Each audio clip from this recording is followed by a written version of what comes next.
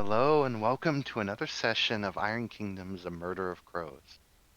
When last we left off, our mercenary band entered the strange Temple of Ceres, the clockwork goddess, to discover what has been happening with the supposed transportation of dead bodies, corpses, and supplies to the outside catacombs of the city of Corvus. We now take you down as you start to enter the temple, and much like entering the old catacombs, the angles are off. However, this is quite a bit different than the Orgath design.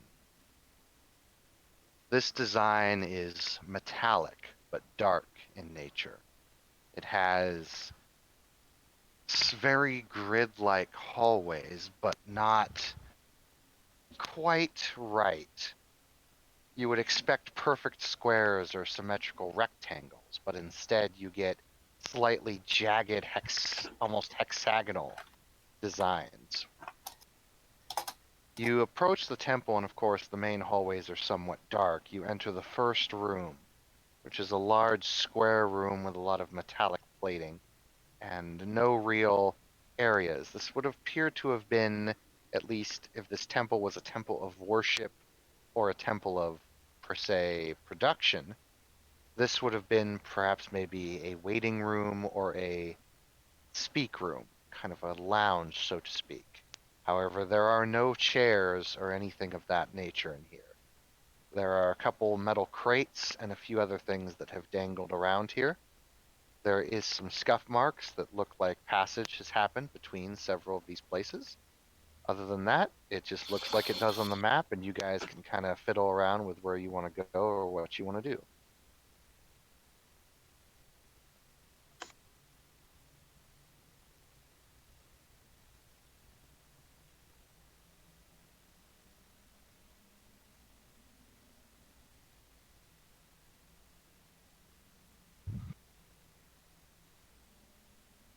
So, boss lady, where we be heading? I was muted. Well, gentlemen, since it has yet to fail us so far, I say we at least give a glance right first. So down here, Yep. Can we have Perception Master McGee poke his head in? mm-hmm.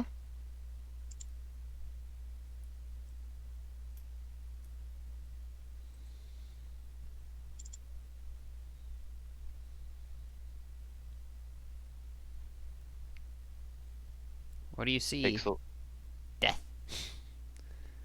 nothing down here but another hallway, boss. Looks like it's got a fork at the end of it. Good as direction as any. Well, actually, I should probably go ahead and. Yep, I guess we'll go down this way. I mean, yes, we could hypothetically.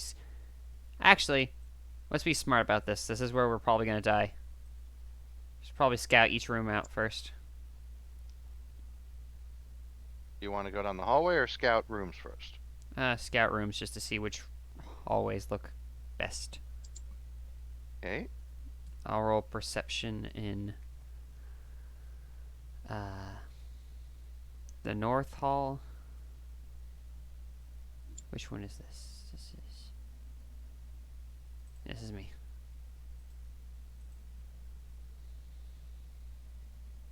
Detection. It's boosted because my planned action thing. All right. Twinens.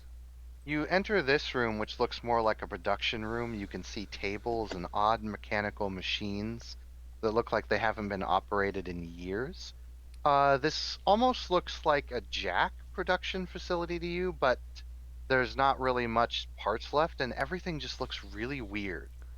Like, it doesn't quite look like the typical technology you'd see in a typical Jack area. It's like way more mechanical. And you do notice a few odd things on the ground. Um, I'll mark them for you here. But you notice what looks to be a square indentation in the floor right here in front of you. And you also noticed one before you entered that was off over here. You're guessing maybe pressure plates. Well, I see this place is trapped. Baden, you're mechanically inclined. What do you make of this? Also, watch out for that square. Eyes go shiny at the sight of so much, um, or at old school Jack Factory, almost takes a step forwards, but stops and notices the pressure plate.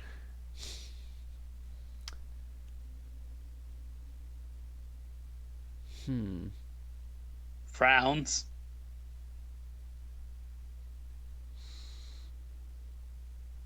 Can I use mechanical engineering to try to, Yes.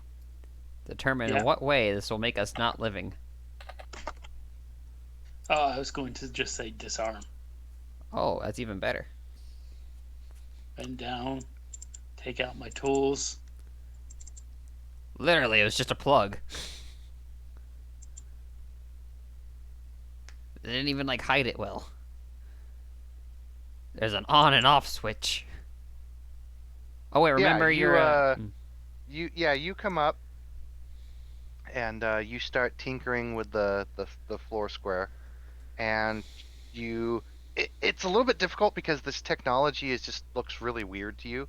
Like you've never worked with this kind of technology before, but the basic concept of a pressure plate is pretty hard to do no matter what no matter what technology or what your skills are. So pressure plate is a pressure plate, and you do manage to disable the mechanism, and the plate is now just normal. You mind getting the other one too? And I kind of point at this other one. And do remember Nods. that you're boosted, Oh, I didn't. No. because I spent that I point. Alright. Oops. And that's an extra d6. You fucking need it. 12, 13, 14, 15. 12, 13, 14, 15. Okay, this one's a little bit more difficult, but you're able to disable it as well. And I'm going to now be busy. Hold up. Let me move my character because Barden's going to be in this room going, new technology, new items. Come It's with kind of me. it's kind of hard to really get anything from them, Barton, because it's mostly just scrap. There's not even any turbines or even cortexes anywhere, but it's metallic, it's shiny, it looks different, but it's all very incomplete. But there's pressure plates. There are pressure plates, meaning that this place probably has power, despite the fact that it's very dark. But also mean the pressure plates are complete technology if they're functioning. You said it's weird technology. Yes. Sounds like the time to roll a perception to see if you find anything that's shiny. You may, Can in this room. detection. Yep. Yep. Rex, you wanna check the hallway while we do this? Certainly could.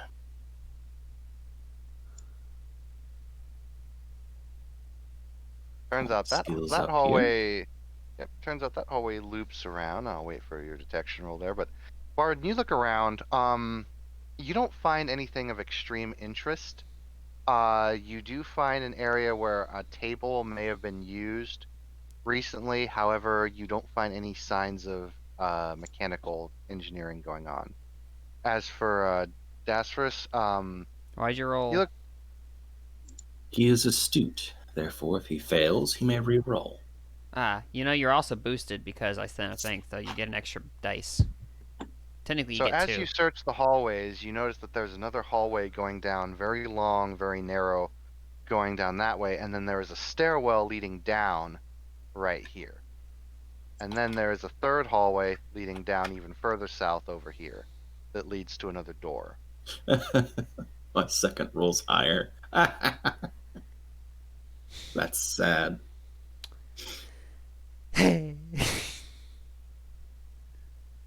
Wait, does it both 16 add up total. to both? Yeah, does it both add up to... No, 14 and 1 is 15. Oh, 12 yes. and 4 is 16. So my second roll was higher. How? 1 by 1. Dasferus, you do notice a couple traps. There is one right here. It looks like some kind of metal spike trap. And then there is a small pressure plate right here by the stairs when you search the hallway areas.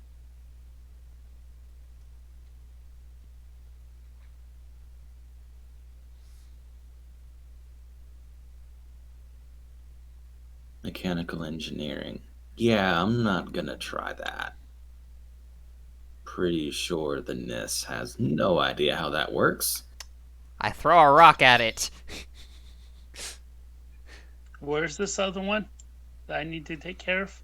Actually, that's not a Boop. bad idea. How difficult would it be for Dasferus to set it off on purpose?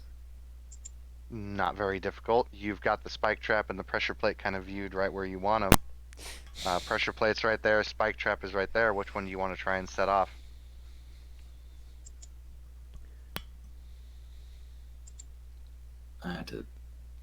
I should zoom in on this map a little bit more. So you said this one's a pressure plate.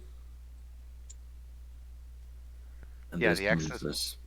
It's like a wall. Like rather than darts coming out of the side of the wall, there's metal spikes that probably look like they come out of the wall if you cross over an area. Very Skyrim-esque. Yeah, he's gonna attempt to send an arrow in that direction off of something that looks like a trigger. So you do manage to see a little tiny trigger on the wall here. Just go ahead and roll me an attack roll just to see if you hit.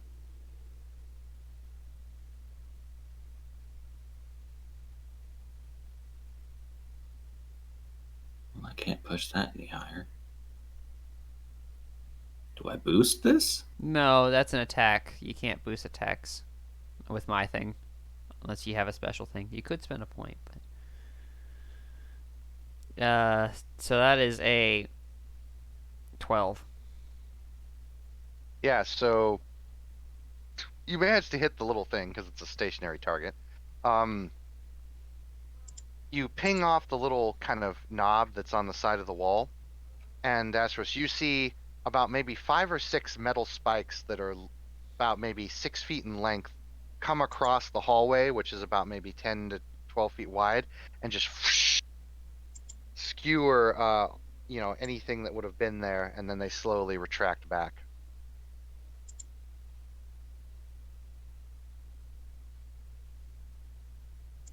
Oh, we should have had frickin' Mr. T sitting there with his axe, so when they pop out, he just smacks them and makes them not be able to retract.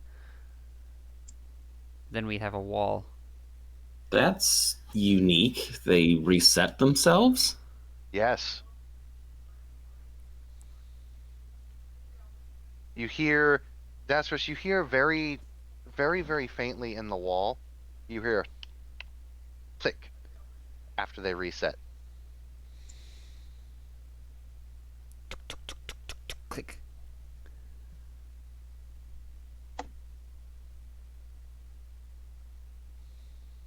This place, it's not dead. Nope. There's power. You guys hear a very loud clang echo from down, way deeper down in the hallway. Somewhere down way over here.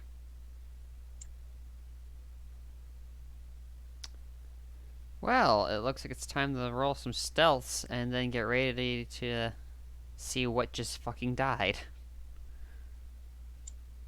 But we should probably disarm that spike trap since it didn't stop it. It just showed us what it did.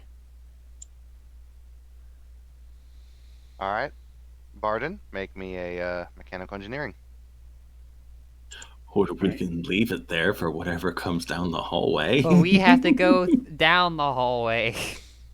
Oh, I can ping it again, and everyone can move by it while it's resetting. 21. That is enough to disable it. 21. Yeah, you walk up. You are easily able to disarm this one since he pointed out to you, and you're kind of getting the idea of how these traps work. It's all just levers.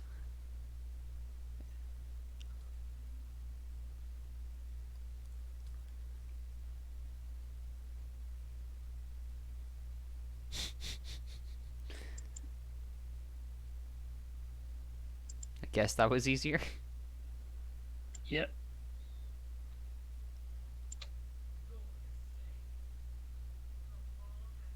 Should probably have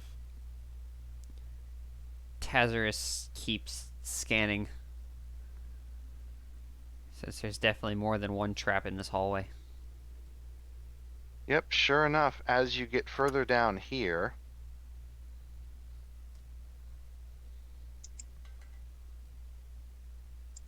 you get to about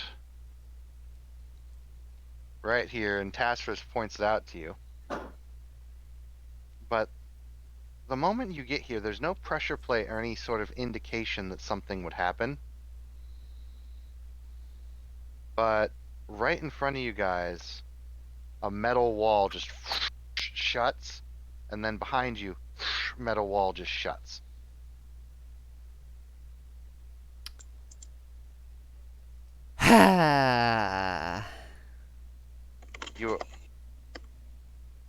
You are now trapped in a 16 by 7-foot wide hallway. Well, clearly this was not a good way to go. Clearly. T, can you work Now, on the how airtight are these things? This place. This place. This looks very airtight. Yeah, so I think our swole boys should probably work on getting this door back up. It's at this point that the doors start to grow spikes.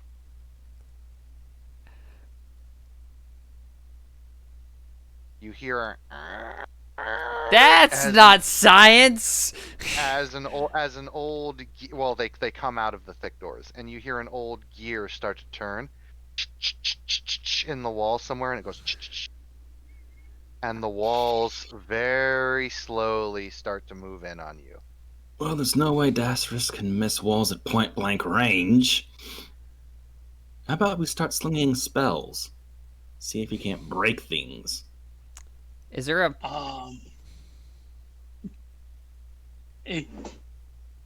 Barton's going to yell out, see if there's some sort of blaze, secret blaze hidden panel or something. These types of traps normally have a disarming mechanism inside them just in case they activate accidentally. All right. So I'll roll a perception here for my guy, and then we'll have anyone who wants to can also roll a perception check. But you said you were going to attack the door with ice, Dasris? The one to the front, yes. Okay. So go ahead and roll me 2d6 plus arcane. Magic. Actually, just go ahead and roll your magic spell as a combat roll, so I can see the to hit and the to Ice damage. bolt. Whoop. I should probably click myself first. Ice bolt. Ice bolt. Okay, so you fire 2 ice bolts. Whoa, what was that? Did you see that? I'm fancy. So, What? So he's got that cool thing. So one of them does hit the door, and it actually starts to slowly cool the door, but then the second one misses completely and just hits the wall. Well, is it safe to assume he then takes a breather and then launches 2 more? Sure, by all means, the doors are starting to close in. You guys do manage to find a little pressure plate that looked like it might be able to do it, but you press it in, and as you press the pressure plate in, the walls start to move a bit faster and faster towards you. Oh, one of Um, those. Damn it! It didn't crit because it got replaced. Stupid. It's okay. No, that's Yeah, okay. I'm- You fire 2 more ice bolts at the door, and the front door has stopped. The back door is still moving towards you guys. Our yeah, I'm try- big grabbing this back door and holding it back. Okay, while you gotta looking for a way to you gotta disarm it. kind of watch. You gotta kind of watch out for the spikes there. So Barden, roll me 2d6 plus your strength, and then Mr. T will do the same. actually, Mr. T was gonna run to the now frozen door, and he was gonna try to, hopefully, because it's now brittle due to cooling, he was gonna try to smash it. Okay, roll me smash. While Uh, Barden sits there and holds the back door. Barden, roll me 2d6 plus strength. Oh dear. Well, no, that's not too bad. That's a decent roll. I'm going to Yeah. spend a feat point to re-roll that. Sure. Okay. That's Good. more than a decent roll.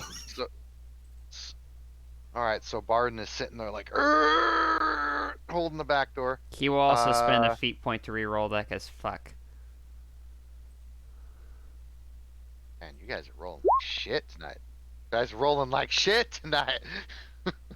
Well, if something is immobilized, it only has a Now, defense of 6, yeah, but yeah, it's no, he hits it. And that's 29 damage. That's a really better hit. That literally would beat almost any heavy jack. So Mr. T brings back the hammer and just and the door is brittle enough to just break down. Yay! Move, And you- stupid wall! And you guys move right here, and the door that you were holding, Barden, it goes another 15 feet, and then it stops after you guys get out of there, right here. That would have sandwiched you guys.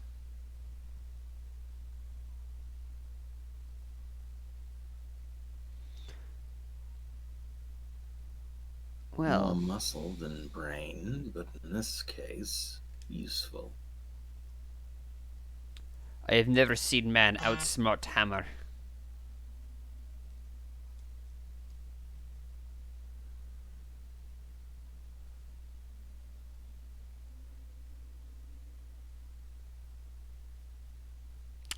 Should They may probably. outsmart me, but they have never outsmarted Hammer. So you guys go down the hallway, and you find a split in the road. Now hold on. Oh man. We're gonna want a way back, so I think we should probably bust down. I think you should have our 2 swole boys I'll- bust down this back yeah, door. I'll just say you bust it down. After a certain amount of whacking on it with ice and metal, you will break it down. Okay. I'll just say you break down the other door. One near-death experience at a time per day. There should be a limit. Oh, my dear friend, there's never enough near-death experiences in a day. So you see a fork in the road. Which way you guys want to take? Who would just leave a fork on a road? You know, that's good silverware. Also, right is right. Okay. He's upping. He's like adding 60 gobbers. Oh, So- please. Gobbers? So Oh, you're right, why- he's- this is there isn't anything of real note in this hallway, but I want you guys to see how long this hallway is.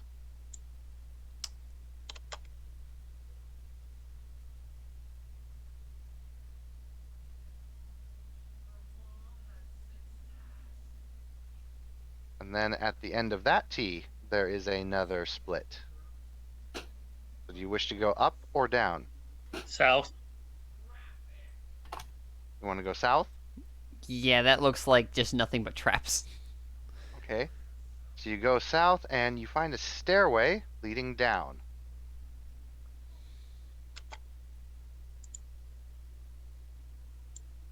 All right, go backtrack to north. Okay. Before we take any stairwells. Yep, you go back north. No traps. Go up here.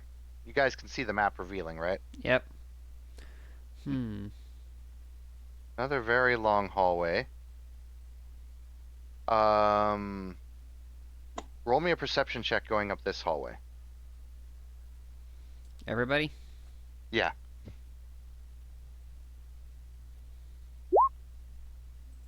Detection? It's boosted. Detection. Oh, these are boosted. Yes. Oh yeah. You guys find another spike trap in this hallway. Very similar to the one that was in the other way. Except this time, you see it. Haha. Take that. Barden. Yep. We see it. I'm going to disarm it. You That. succeed. Yes. Oh wow, yeah. Very easily. You're really getting the hang of this. This one's fair. This one's probably the easiest one you've disarmed yet. This hallway has been disabled of traps. You continue on up past this round corner. Go down into a loop.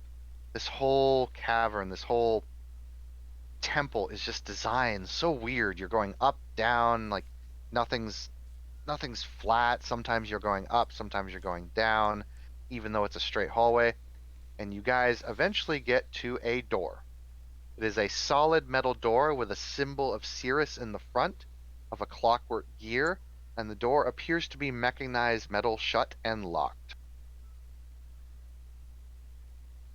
Do we have any lock picks? You guys don't even see a keyhole on this thing. Mechanical engineering.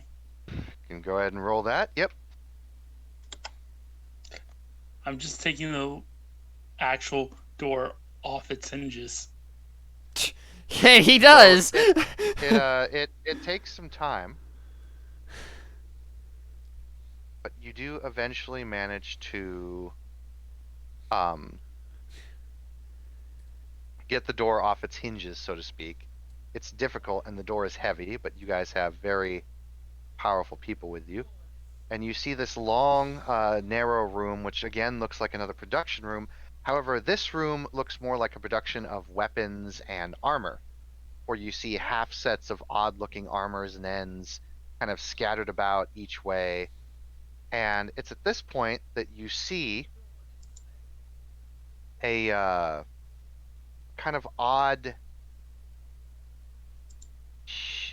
It's, you guess, maybe some kind of jack, but it's looking at the weapons and maintaining things. It is white, silver metallic.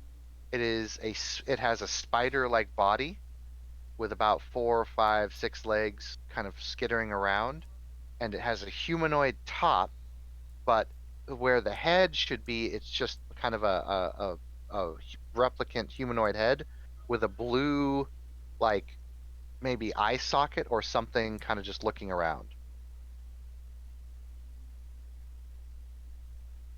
Can So- we say Wait. Just since Barden needs a romance, is this model male or female? It's can't even tell. Barden, is there still a chance? Get your robot wife. hello, Fair Jack? Do not just. Immediately pulls out gun and readies to Uh, shoot if this thing does anything. The thing looks up at you and seems to pay you no mind, and just goes back to doing things with the weapons and armor. Roll your. What would be the equivalent of animal handling for this? This would technically be a jack. Technically, it would be a Jack Marshall roll, but no. Fuck, the one thing I don't have. I'm too busy examining. I'm going to step in the room. Step in the room, and nothing happens.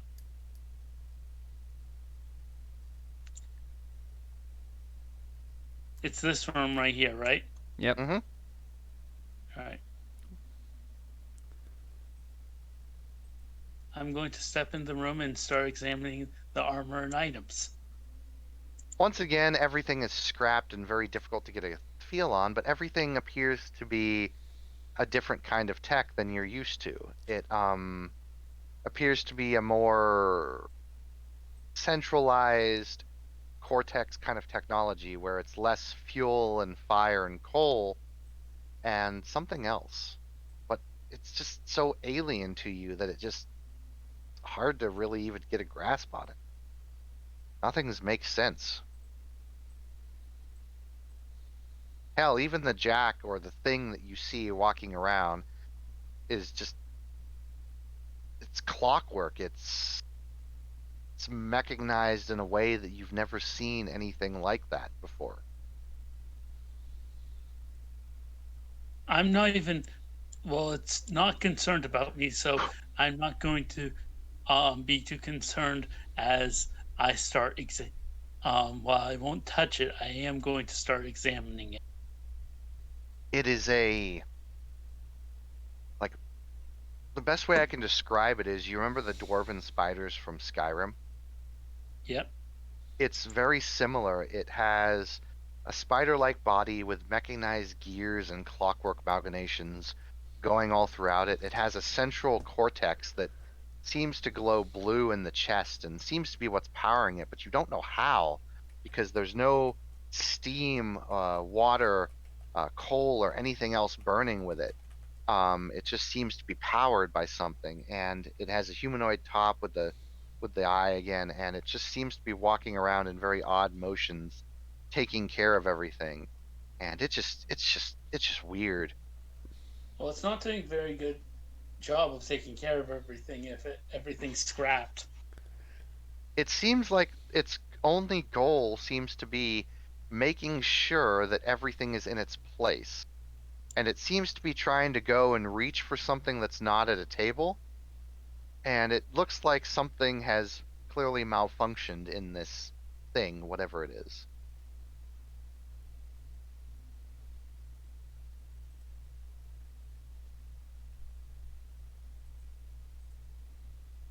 Well, Barnes never been really a social grace person, so he's literally when I say examining it, he's like trying to lift its arm to get a better look underneath at the gears. It's, I mean, you might as well try and move a mountain, but yeah, it's like you can occasionally like move it or poke and prod it, but you can't actually get at its gears. Um, but it's just kind of moving in like a very robotic AI kind of pattern, and it just seems to be doing the same things over and over again.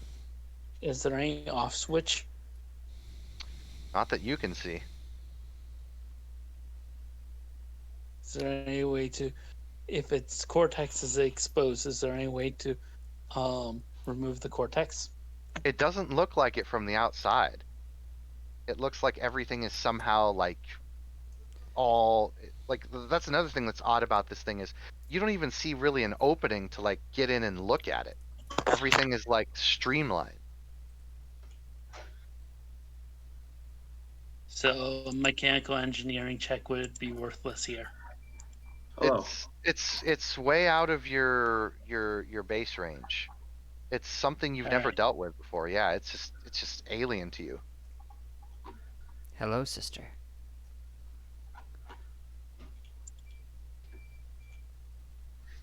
The spider eventually stops doing what it's doing and it tilts its head. It walks on over to the wall right over here. It literally, the wall opens up.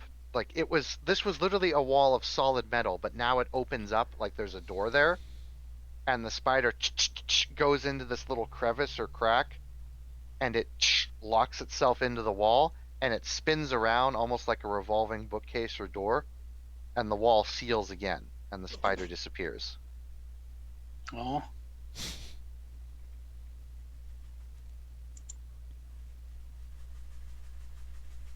You do see Whoa. something, Barden, out of the corner of your eye. what There lovely thing is. did I spot? You notice what appears to be a staff. It is a long black metallic staff. It looks different than a lot of the other stuff in here. It doesn't look very tech based, but there is a long black staff. Seems to be made out of metal with a carved hand grasping a red ruby at the top. I'm going to walk up to it, examine it. I do have Rune Reader. Is this thing magic? Yes. Can I identify what it is?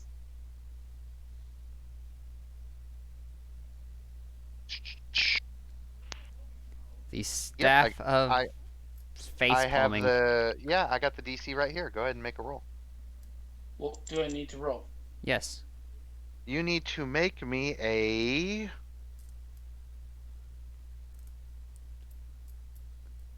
appraise?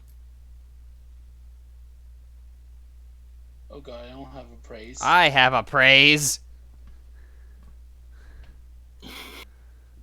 I too have a praise. We will appraise it Oh, you- together. Well, sister, what do you make of this? Yeah, I don't. I mean, I could use appraise. I don't think it needs to be trained, but Appraise is intelligence based, right? Yep. Uh-huh. So yeah, no, yeah, I got this.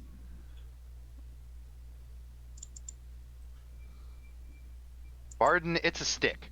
It's a magic stick, but it's a stick. It's not technology. I don't really care. Wait, which one's a praise? Oh wait, I have the occupational skill praise. Fuck. Yeah. Can you roll appraise? It's sorry, not the occupational skill, the ability. Okay. Well, if you have the ability, this staff is indeed magical. It has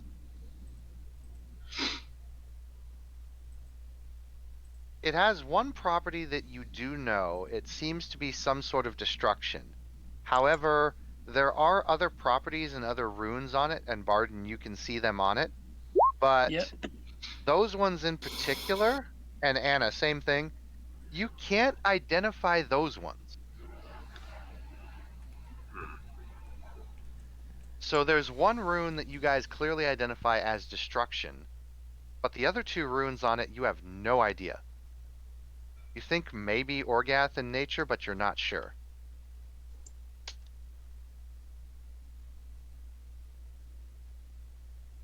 Yeah, don't touch a Orgath staff. Is an advisable path to take.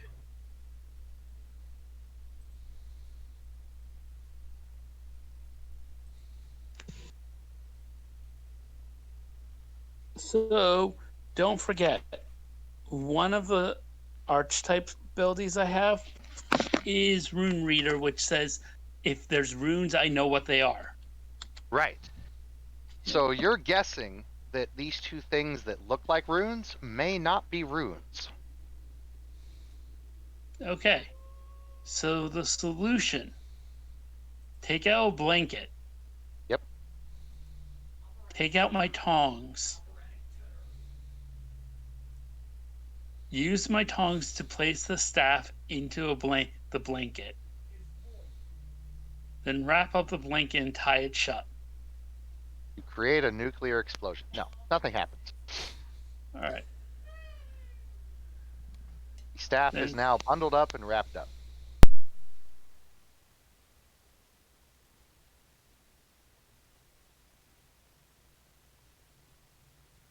Other than that, Alright. there appears to be nothing of interest in this room.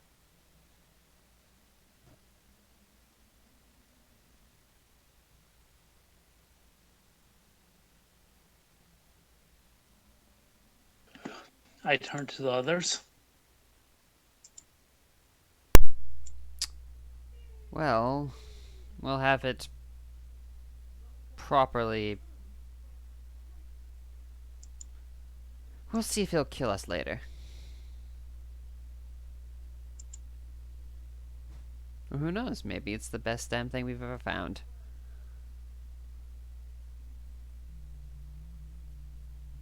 The door to this room shuts, which you guys had taken off its hinges, and all of a sudden, vroom, another door comes down.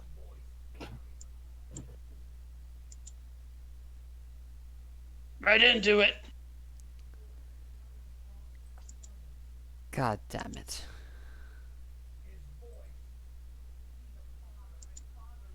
There does not appear to be any mechanisms or traps activated. However, the door, there is basically a solid metal wall blocking you guys into this room now.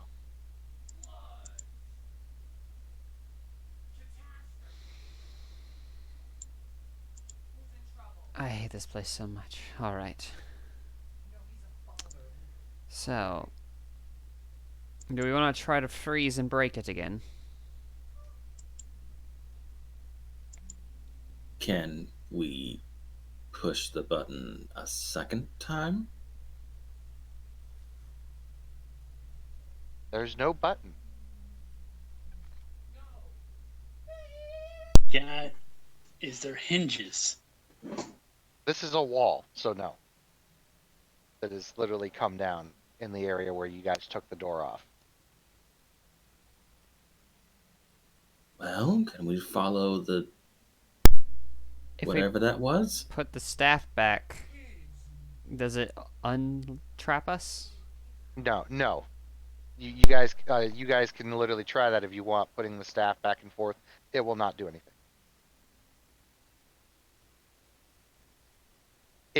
If anything, it seems that this place put the wall there to repair the door that you took off. Because this place seems to be self-sufficient.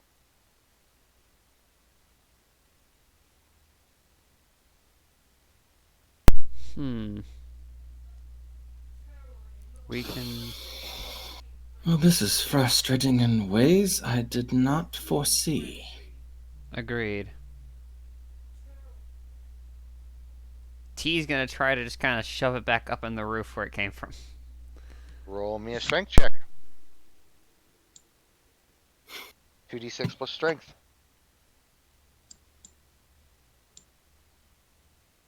The fighter cares not for your traps.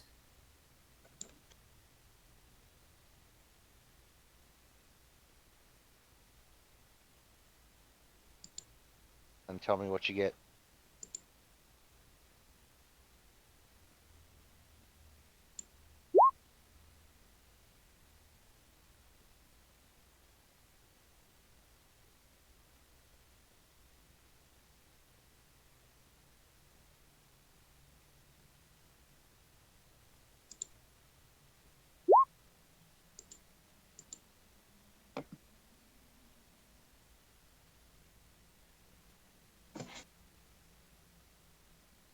We're just gonna die horribly. I spent a feat point to re-roll that.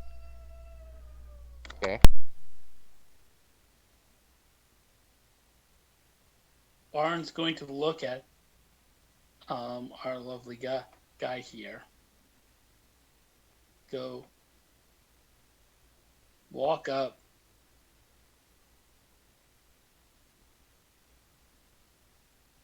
And help.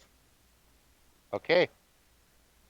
So what did Mr. T get in his highest roll for strength? 15. Okay. Barden, go ahead and roll me 2d6 plus strength. Alright. I got an 18. Okay. So both you and Mr. T together are able to lift the door. It's difficult, but you guys manage to you pull it up and you go, "Urgh!" And then when you shove up to the roof, like when you get literally at arm's length above your head, you hear a little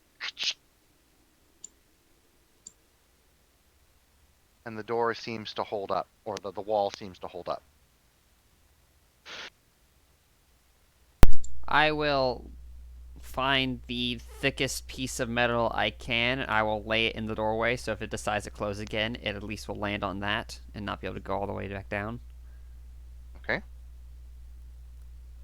So the You question guys- is, do we follow the robot or do we escape?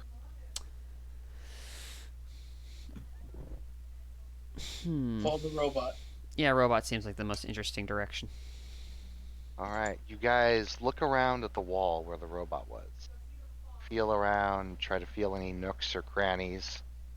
I'll just use the perception check from the last time so you guys don't have to keep rolling.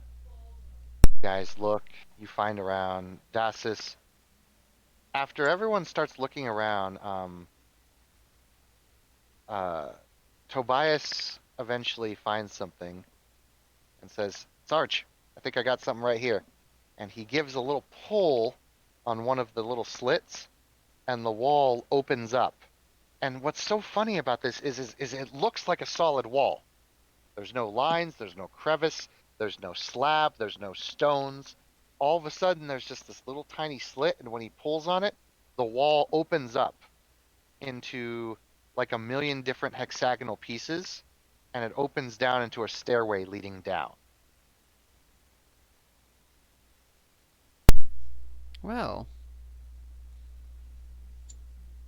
I say we go down.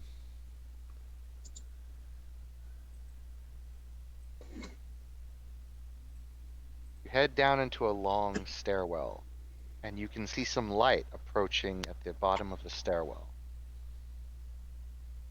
You enter a vast circular chamber. It is warm and lighting. There is a platform, a big circular platform that goes out, stretches out in front of you. And down below is what looks to be maybe a vast furnace, or perhaps some sort of energy resource, because it glows a bright orange and yellow. It's, for those of you who have seen The Empire Strikes Back, when Darth Vader throws the Emperor down into that chasm or pit, it looks a lot like that. There's these big waves of energy coming. It almost looks like lava, but below the platform. And there's a platform that kind of sticks out. It's circular. It doesn't even seem to be held up by anything. It's about maybe a good 50 yards in radius around. And over to the left, you can see another little doorway. And on the middle of the platform, you can see this dais. And it almost looks like something would go in the dais, but you're not quite sure what.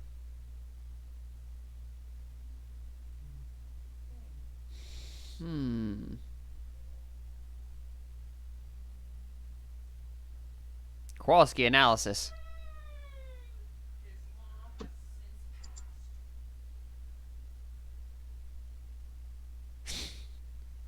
Oh, and for those of you who are gifted, this room tingles with a bit of magic.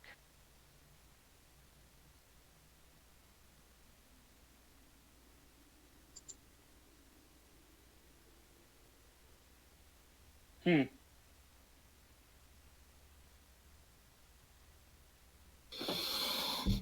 guess Dasrus is going to wander around seeing if he can find anything that stands out. Wait, this. Besides the dais and the platform, there's a small door off to the left side that goes into maybe another room or hallway. Other than that, there's nothing really of note. When you look down into the vast chasm, you can see the orange energies kind of rippling and reaching up towards you. Not like hands or anything, but like, the waves kind of give off, and it gives a nice warm, radiant energy. But you look down, and it seems to go on endless. It doesn't even seem like there's a bottom, but there is a bottom, because you can see almost like this lava kind of orange water or like liquid on top, but you just keep looking down, and it looks like it goes on for a vast, endless drop. Does the dais look like the staff should go there? Actually, when you take a closer look, if you didn't know any better, you'd say that the dais looks like it could take some kind of sword. You got that laundry going? I still see stuff on the floor. Okay, I just. All Oh right. no, Creed, man, he's having a week. We all are. All of a sudden, one of the robots comes in and tells you all to pick up your laundry. I think that might be Where it do I for get- Creed today too, because fuck, once she gets a hold of him. Why do I get the feeling the orange stuff is lava and the lava is some kind of power source for this place? Because we read novels.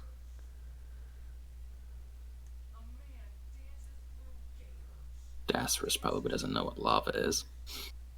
Oh god, everyone's getting yelled at. I swear. Who wants to buy, like, all our families? Because they're obnoxious. Anyways. Well, so a sword, you say? Gee, I wonder what magical important sword could go there. Huh. So, Indeed. there's another, like, hallway exit, right? There's like a door off to the left. I will test the door. Steel intensifies. You test the door, it appears to be open. Alright, do I roll perception or? Well, you open the door and you can roll perception. Alright. What was behind the door? Death! You see a room with 3 or 4 large metal tables. On one of the tables is a heavily armored thrall, undead, just laying there. On one of the other tables, Ew! you see ornate surgical dissecting things. And then on the third table, you see a rather ornate looking sword. Does there look like anywhere that undead are just gonna pop out of the woodworks? Don't know. Let me roll detection to see if I see any obvious triggers for traps. Not in this room, no. Okay. Well then... T... Being T, I think this is in character. T's gonna walk up to the undead on the table, and he's just gonna go ahead and, like, if it's still got a head, he's just gonna try to squish that Okay. with his hammer. You walk up to the undead thrall that's laying on the table and you smush its brain and it just kind of turns to dust. Nope, not doing this today, fools! Smoosh!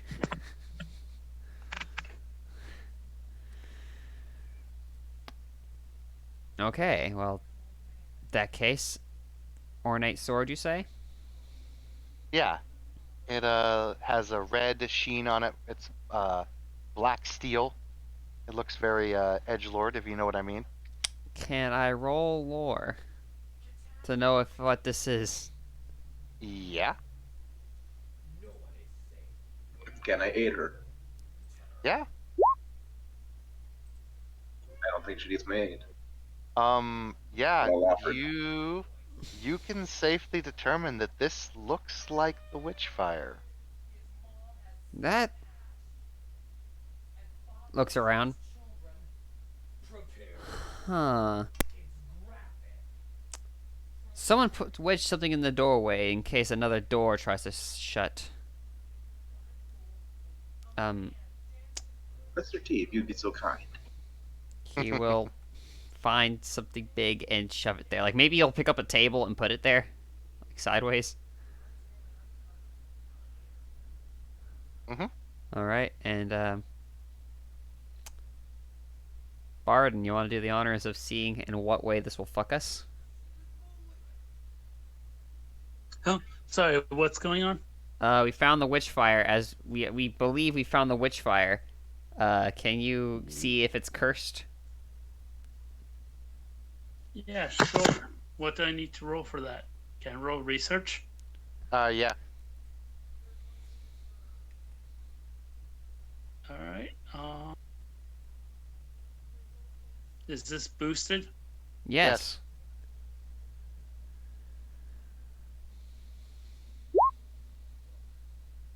18.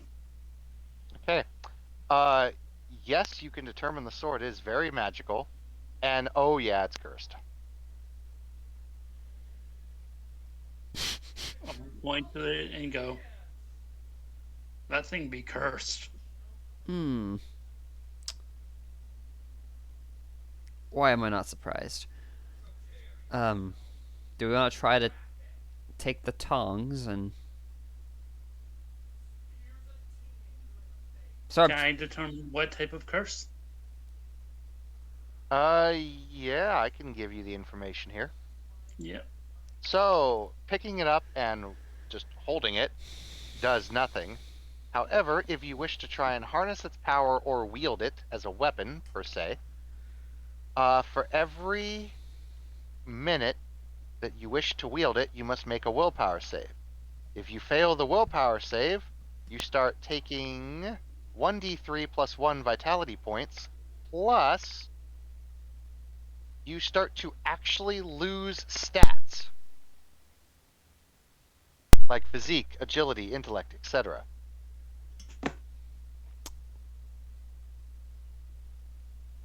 All right. My response is just don't go waving around. We should be fine. noted. So objective here was to... So, yes, this is indeed the Witchfire, right? Or does it just look like the Witchfire? This looks like the Witchfire. Holds up picture. Keyword is look like. The Indeed. Witchfire is a long black and red blade. It looks like a kind of a little bit just about the size of a greatsword, with two frame guard coming out of it, kind of spiky, with a red handle. So, is this that? Yeah. Okay, Well, today was more productive than I thought it would be. So to reevaluate our purpose here was originally to investigate, but also find the Witchfire. So, So do you take the Witchfire off the table? is the table trapped? No. Then yes, I will take the Witchfire. You reach for the Witchfire and you wrap your hand around it and you pull, and it won't come off. Off the table. Like it won't come off the table. Is it glued or? Nyeh. I would. Nyeh. Yeah. As you're as you're giving it as you're giving it a few tugs, you hear a voice from your side. I wouldn't touch that if I were you. Is this yes? You see, almost seeming to come out of a small secret passageway that you didn't notice before. You see a figure step out of one of the doorways. She looks at you with her very black, dark eyes and long black hair and very familiar white dress. Mm-hmm. Before all of you stands Alexia Cianor.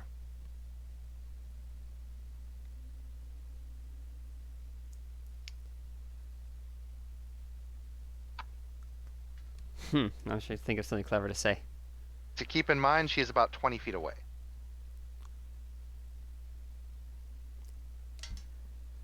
Well, I have gloves on. It's quite fine. She gives. That's not going to work.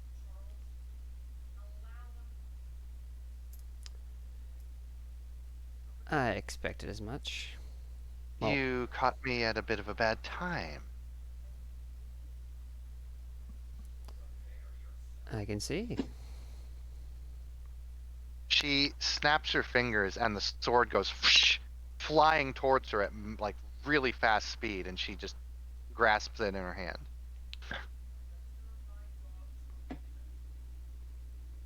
Ah.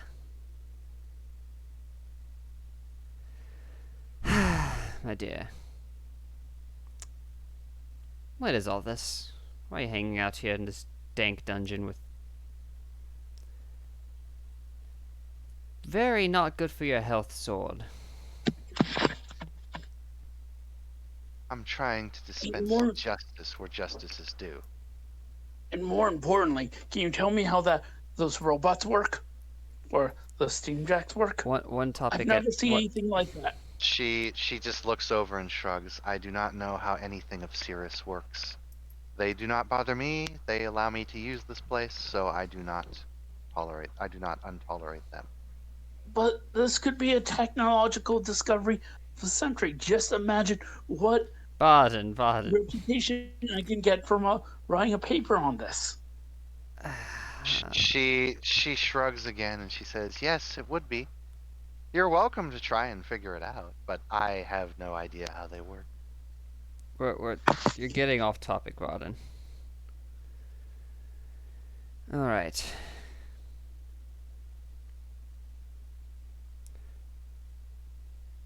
So, you really do need to work on covering your tracks. This was depressingly easy. Well, I have to admit, I didn't think you'd be this persistent. Oh, my dear, you'll find that's one of my best qualities. Uh-huh. Well, I assume that you will not allow me to continue what I am doing here, then?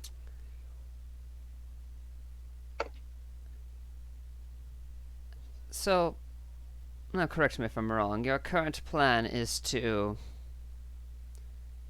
attack the city, I'm assuming, with an undead horde, or at least kill Olgas with an undead horde. That's the basic gist of it, yes. You can see red lines of energy going from the sword up into her arm.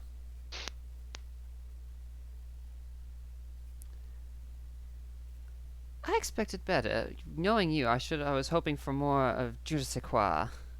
Something more subtle. Because if we go about just killing him with a horde, well, they'll remember him fondly and they'll remember us terribly. No, we're gonna... There are others who need to suffer at what they did. Oh yes, the executioner and... Yeah, there's a whole little hit list, isn't there?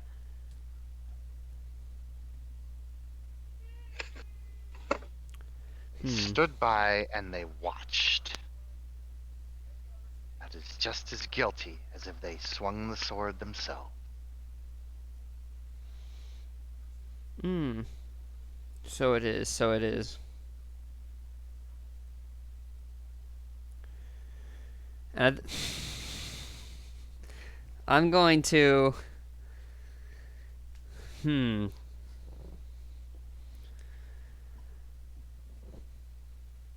She steps out onto the middle of the platform.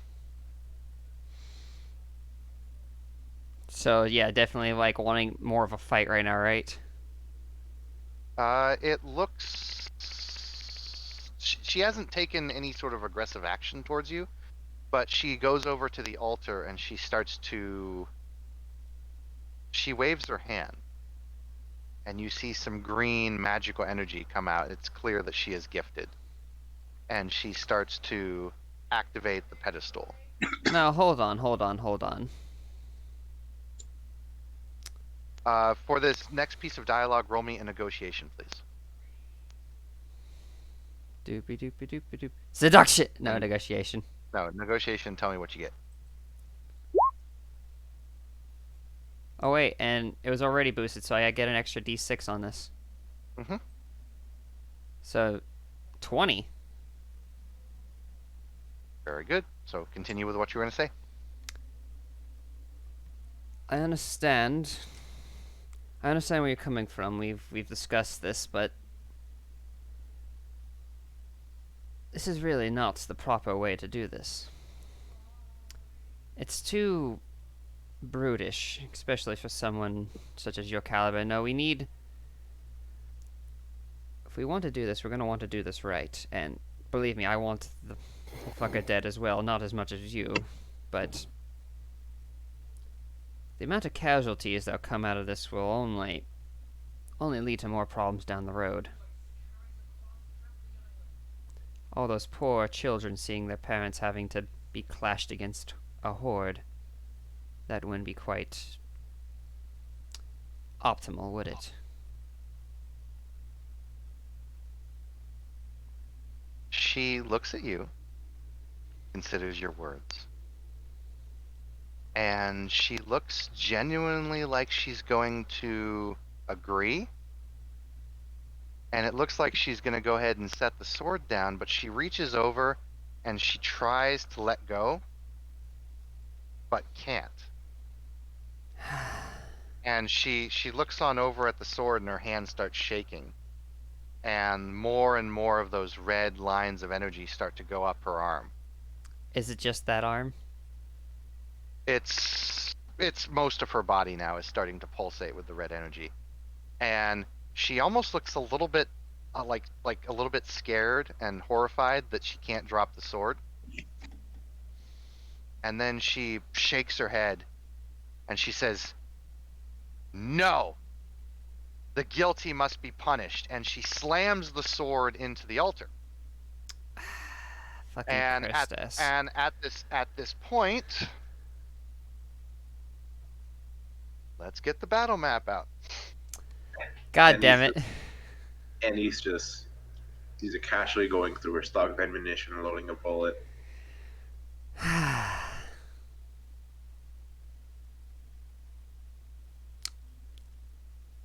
If I was within distance, I would have run. If I would have taken the hand off. But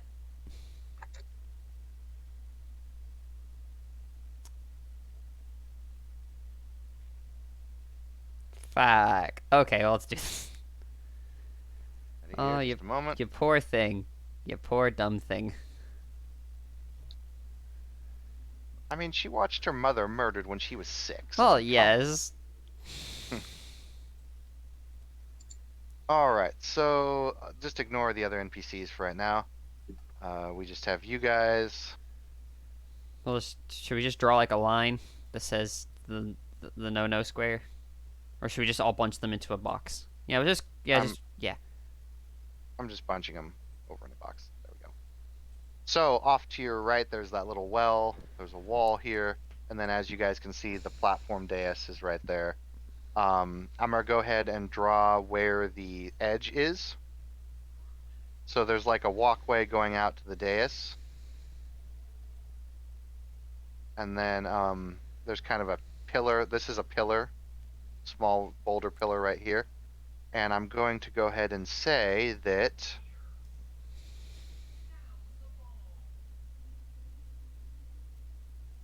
where the red squares are, Mm-hmm. that is all a 60 to 80 foot drop around there.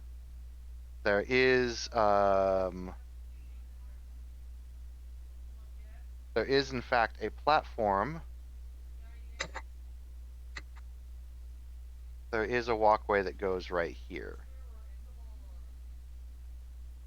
That was off towards the door. But anywhere where there's red is where you could possibly fall. And let me go ahead and get a music change.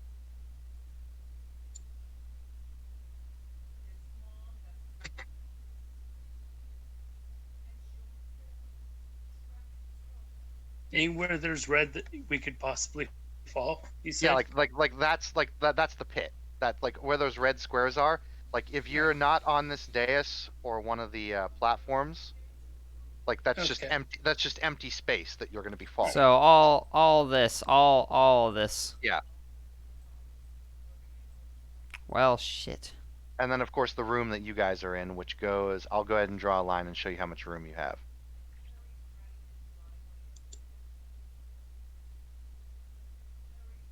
That's basically the size of the room you're in. Let me go ahead and put this music up.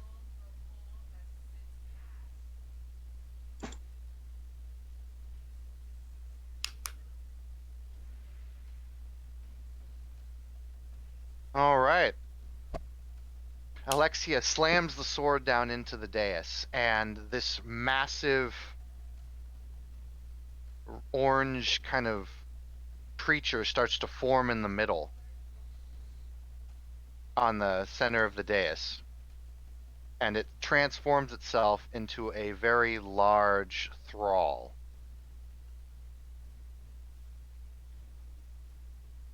With very nice looking armor and a very large looking great axe.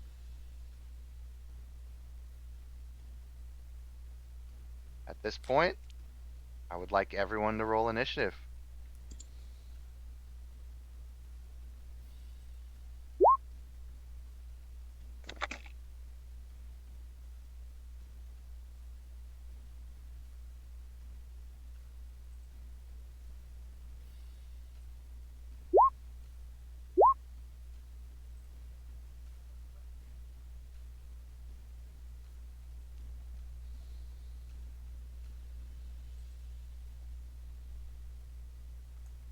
$26.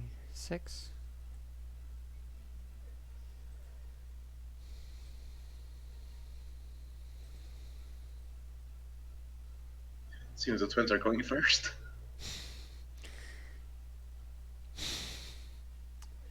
You know, I wish I had that one fucking that merit, that feat that let me just shoot this fucker in the leg and cause him to stumble off. I didn't expect to be Star Warsing somebody.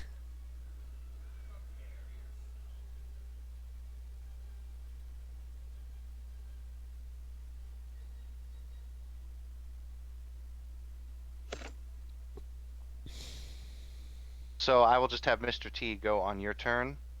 Let me roll for the zombie here.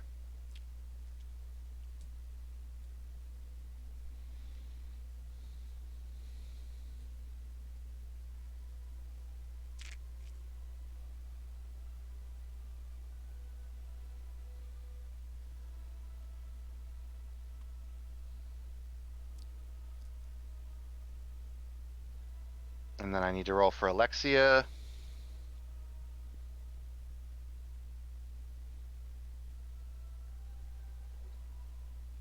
Damn, why is everyone getting the same freaking shit?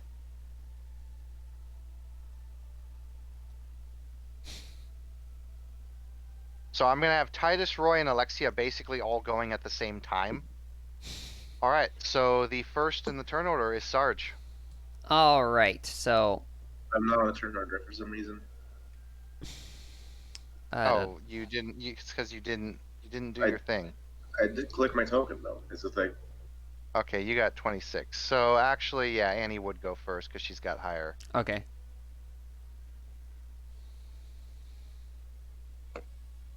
So Annie, then Sarge. It doesn't really matter either way. Basically, you're technically, in terms of mechanic wise, you're both acting at the exact same time, but we'll just have you declare your action first. Alright. I'm going to spend my feat point to pre-activate our protection for everyone before the battle starts. All right.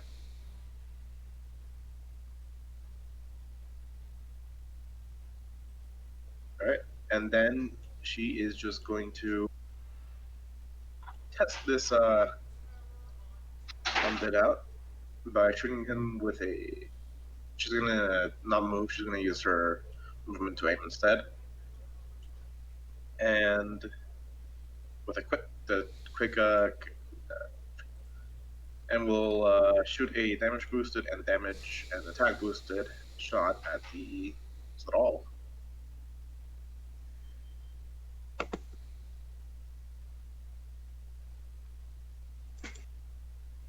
Wow. Wow. Okay, so you do some damage to him. Good. Boom, your shot strikes him dead center. Very nice. Yeah. Alright. She will reload. She doesn't really have any magic to cast. He doesn't look like he has a ranged weapon, does he? He just seems to have a great axe. then yeah, that's I'm just going to cast Deadeye to prepare for my next turn, and that's it. All right. At the same time, your sister acts. Sarge, you go. Okay, so Thrall's in front, holding a great axe. What's Alexia doing? She is standing behind him, gathering magic. Has she still got her hand on the sword? Yes.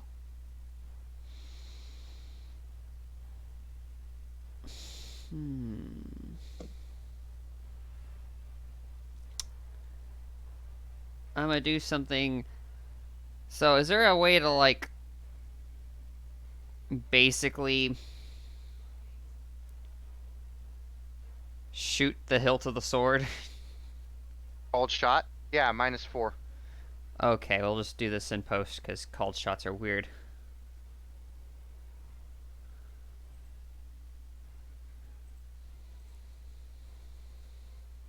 Quad iron. And to attack, I'm assuming, right? Mm-hmm.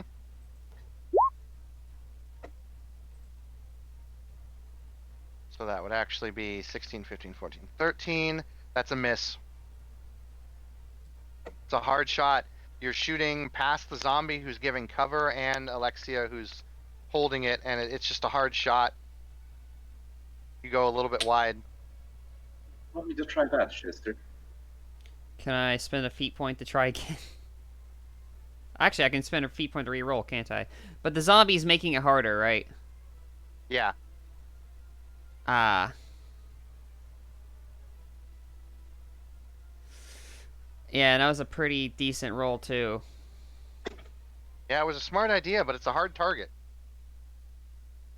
Fuck. So, yeah, okay, never mind. I guess that was what I did. And you said Mr. T goes on my turn? Yeah. Okay, so T is going to be the wall that he is, and he's gonna, let's see, he's got a thing that makes him tougher, right? Yeah, spend a feat point, he can gain +3 armor until the end of his next turn. Okay, well then he's gonna... Alright. Boom, Indomitable. He's gonna clang his shield together and buff his armor up. Yep. He's out of feat points. No, he should, well, yeah, so. Okay, so Arden, you and the zombie go at the same time. All right. I didn't really want to put anybody on the fucking... Oh, wait a minute. That wasn't even his full thing. Sorry. T's gonna just get ready to swing at this fucker when he comes up. Okay, hold action. All right. I guess I'll do the same thing. Move up here. I'm going to cast Stone Skin and then hold my action. Alright, zombie's gonna come up to you guys. You know what you should try to do? Is we should both try to see if we can slap him the same direction and knock him off the fucking...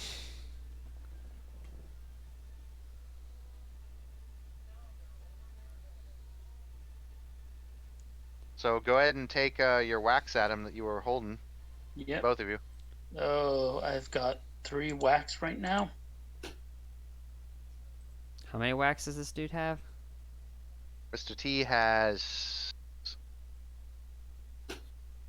Quick question. Is this thing immune to cold? Yes. Hmm. All right. In that case, I'm going to use one of my arcane to boost my attacks, so I only have 2 wax. Mr. T has just 1 whack right now. Okay. Is there a way where I could use the hammer and swing, but mostly be trying to push this thing? You would have to do a shove.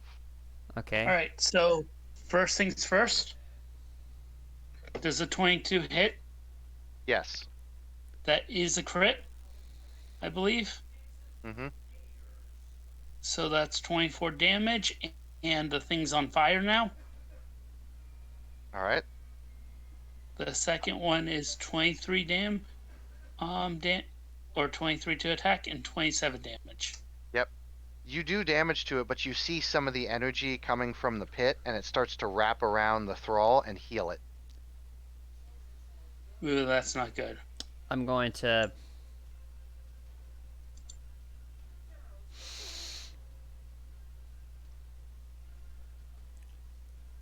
Now, there's a chance that this thing just becomes super powerful falling straight into it, but I'm assuming that's not how this works.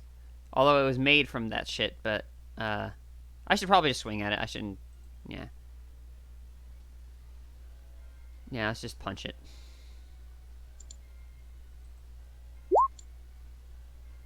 That's a hit, and it does do damage. And it is now going to let out a roar and use Aura of Fear. Every single person make me a willpower save.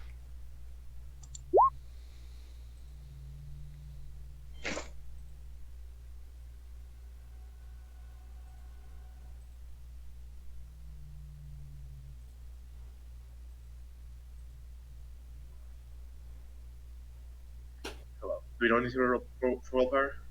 Yep. By Fortunately, the way, who's got the 14? Who's got the 18? I have the 14. Tassar has the 18.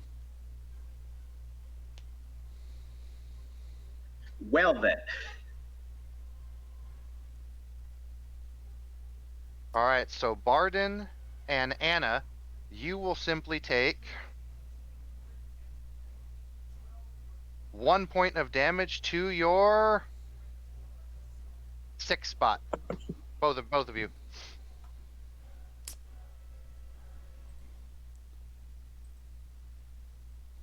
As does Mr. T. So 1 damage to the 6 spot. Rexford and Sarge will take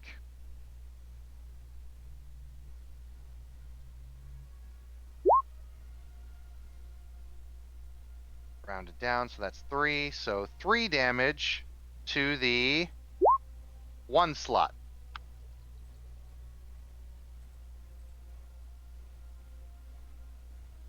And now the zombie will do a cleaving attack on Barden and Mr. T.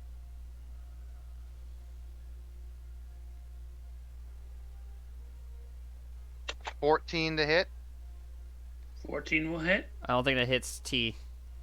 and 15 to hit. I think a 14 does hit his defense, though. Remember, he gets a +3 to armor, not defense. Oh, yeah, yeah. Okay, yeah, his defense. This again? Not so. So that Wait a hits minute, both of you. What was the bonus you gave him? It's armor. It's +2 armor. Okay, so So he's got he- plus a lot of armor. Yeah, he's got +5 armor, so if this hits him, he should be okay. And Barden, you're getting plus. I have a 2 at least. +3 armor right now. Yeah, stone skin plus the aura protection. Yeah. Yeah.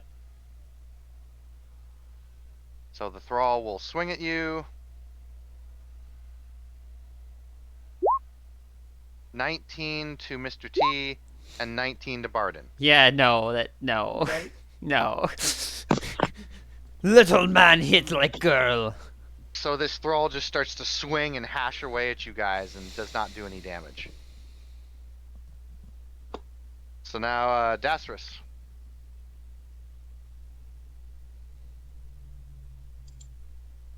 Well,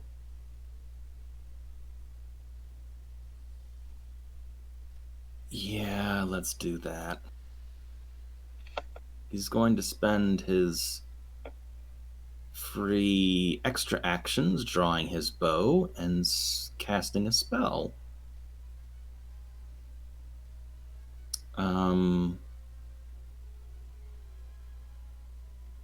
Yeah, how about 2 spells? Let's see.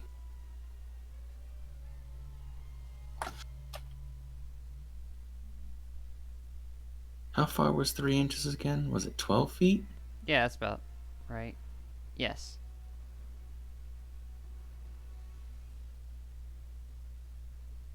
No, 3 inches would be 18. Ah.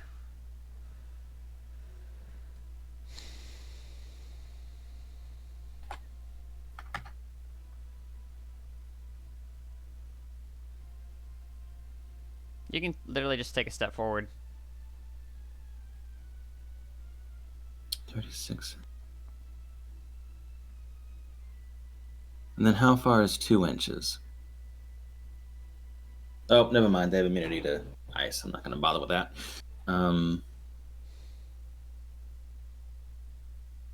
Yeah, using chiller's not going to help me.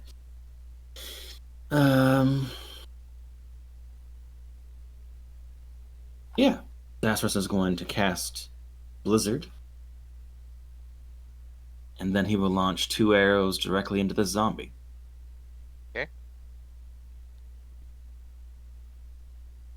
Good call, Hopefully. actually, because that protects us from ranged. You think it gives you cover, right? Yes, it's a It smoke gives screen. us concealment. So +4 to defense. Normally +2, but because Dasrus has camouflage, it's +4 on his end. Okay, so everyone gets +2, but Dasrus gets +4. Correct. Gotcha. Oh, look Gotcha. at me, I'm Dostrus, I get +4. So fire your arrows. Hit, no damage. Hit, no damage. Your arrows strike true, but they ping off the armor that the thing has on.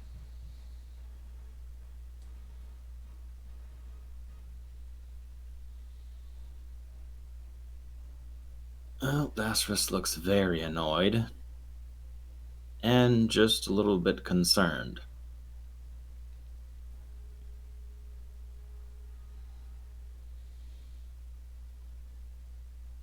And Titus. that's his turn. Titus and Roy will hold their actions unless you guys tell them to do something specific. I mean, they could just shoot the zombie. Alright. So they will both shoot then. Unless Roy has something that can, like, Mortal Kombat yeet it over into the... Alright, so Titus manages to hit. Does not do any damage with either of his shots. Roy will try the same.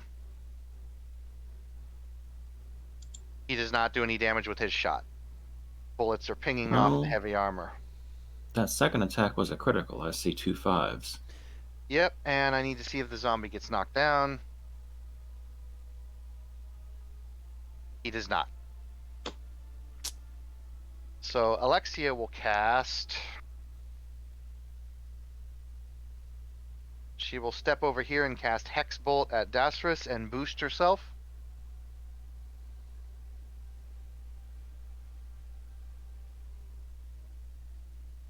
No! A 13 will not hit Dasrus' defense. No. She'll try again for the hell of it.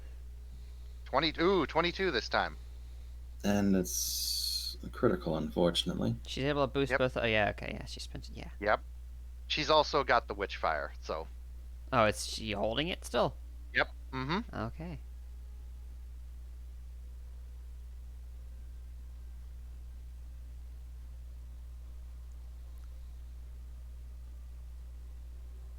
So first things first, Dasrus, the spell that you're maintaining immediately drops.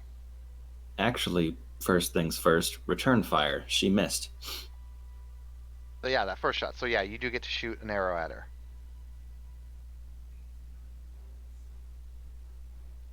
That is hit and a little bit of damage. You ping her shoulder and you create a nice little gash across the shoulder.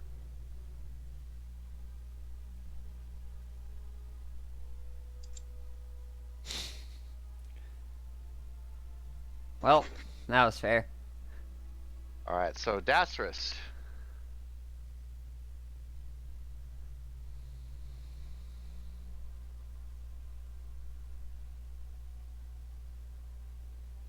Uh, 14 against your armor. His armor's only 11. So, So that'll be 3. So that'll be 3 damage to your 3 slot. And now here's where the bullshit comes in. She activates the Witchfire power. Now she gets to chain strike every single one of you with that same attack without rolling. So, Sarge, you first. 20 versus armor. I have 14. No, wait, no. I have 14, 15, 16. Okay, so you will take 4 damage to the 5 slot. Annie. 22 versus armor. Ouch. What's your armor right now? 14, and I have a DA shield, so 2 damage goes through. So 2 damage to your 6 slot. I Barden. lost. 18 against armor. Ping. Mr. T, 20 against armor. Ping. Oh, wait, yeah, no, that's his armor? Yeah, no, that doesn't. Yeah. Okay. Okay. So that will be her turn, and it's going to be back up at the top with Annie. Ow. All right. Annie is going to take her movement to aim, and she's going to try to shoot the Witchbane out of Alexia's hands. Okay. Missing so fingers that will is ti- acceptable. Are y'all really that concerned with trying to disarm her? That's what's No. doing it. So, yeah, sure. Piss off. All right. So what are you gonna say, Bot? Typically, it's a -4 for this kind of called shot. So I think aiming is a +2. Yes. So it's at a total -2, Yes. and with Deadeye plus, and she's gonna boost with the attack and damage, and with Deadeye being cast last round. All right, here we go. What kind of crazy math is happening? Oh! That'll hit. That'll do damage. That strikes the sword. All right, she drops the sword onto the dais.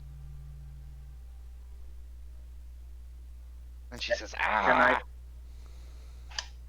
Here's a follow-up. Can I arcane bolt the sword away? Yes, my boy!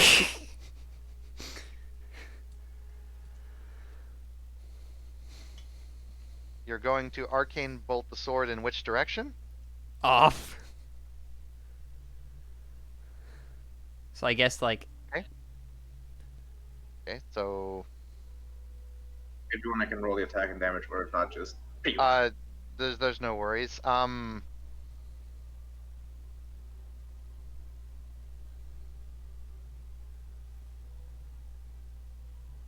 Hold on a sec. I gotta read this. wait. Okay. Well, this is gonna be interesting. The sword Yeah. goes whoosh, flying off the edge. Oh, I and just it remembered. falls- and it falls down into the energy, and you see the energy pulsate Oh no. and pulsate Oh no. and pulsate. Um. And you see the tendrils of energy start to come up around, and they start to wrap around everything. And the structure starts to collapse. Everything is starting to collapse around you. Up. Well. So, this has gone from combat to a group survival check. Hold on a moment. The entire facility is now starting to come down. What you guys wish to do? Combat is technically over. I'll allow you guys to act as a group. Ah. Piss off! Fucking. Is the zombie still standing there? Yeah, the zombie's standing, but everyone, Barden and Mr. T need to make me agility checks, please. Oh god, make- you're asking us to make agility. No, I'm sorry. What have I done? My Hoovers! No! Mr. T!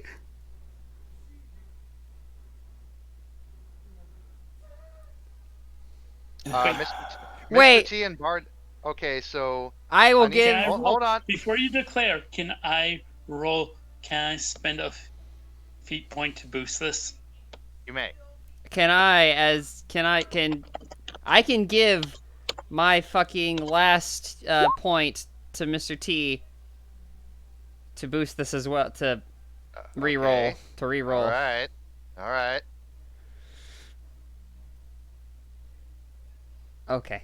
Go!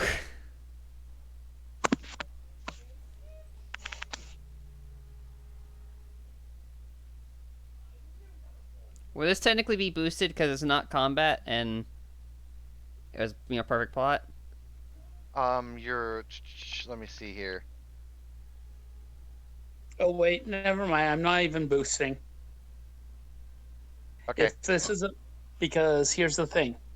I forgot I took rock steady. Mhm. If this has to do with being knocked down, I can't be knocked down. Okay. So you are not knocked down. However, everything starts to collapse, and the structure, the platform leading out to the dais, starts to slide downward, and you can see the thrall start to slide down and grasp. Mr. T falls down, and he starts to slide down towards the edge. Barden, you don't fall down, but you start to slide toward the Reduce edge of the. that by 1 inch, the amount you would slide me. So that's where you guys are right now, and the platform is starting to slide. Everything is starting to crumble, and the dais itself is starting to crack and shift.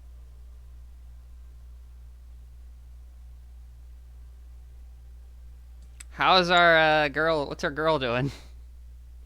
She is trying to maintain her balance on the dais that is falling apart. And everyone needs to make me an agility check, please. Dasris, Sarge, and Annie. You want jumping? Do you want climbing? What's going on? Agility. Just agility. Every single person? Yes.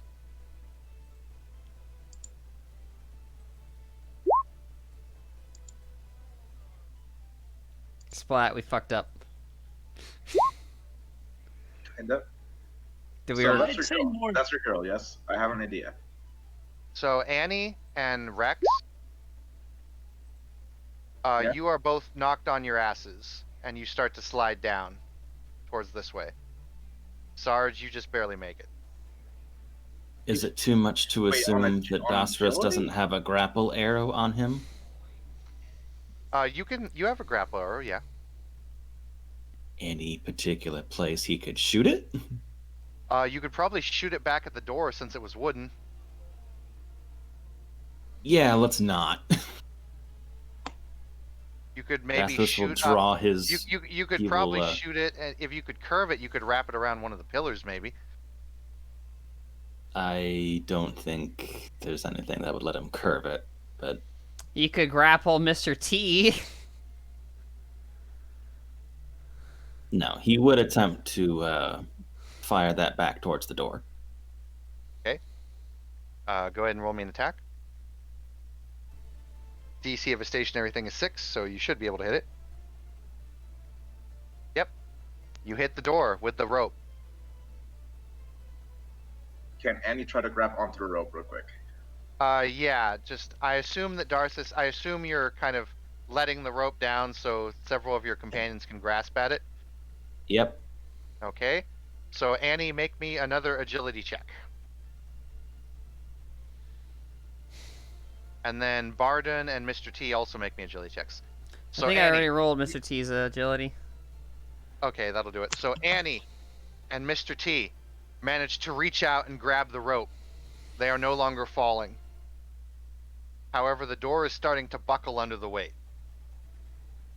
Do I really need to make a agility check? I'm standing up and I'm not really sliding due to my. You're Rock sliding. steady. You're sliding very slowly. So, Yeah. just give me one to see if you don't botch and like slide super far. All right. Oh no. I'm Almost going to botched. spend that feat point I didn't spend Okay. to re-roll that.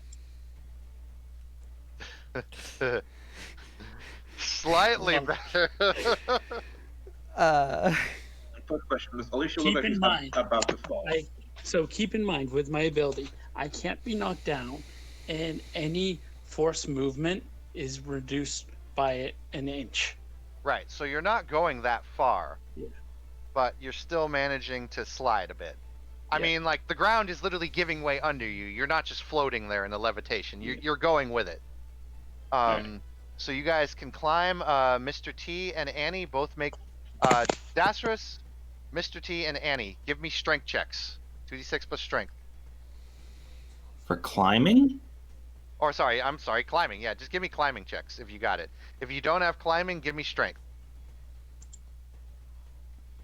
Just so you know, climbing is agility based. Yes, it is. 12 is good. 11 is good.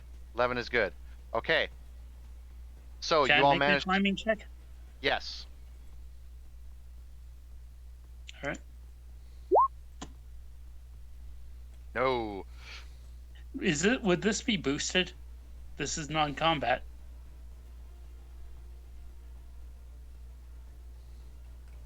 This is not in this is technically a part of the plan, which was to Yeah. do shit in here. So So everyone should pass then, because the DC is 10 to climb rope.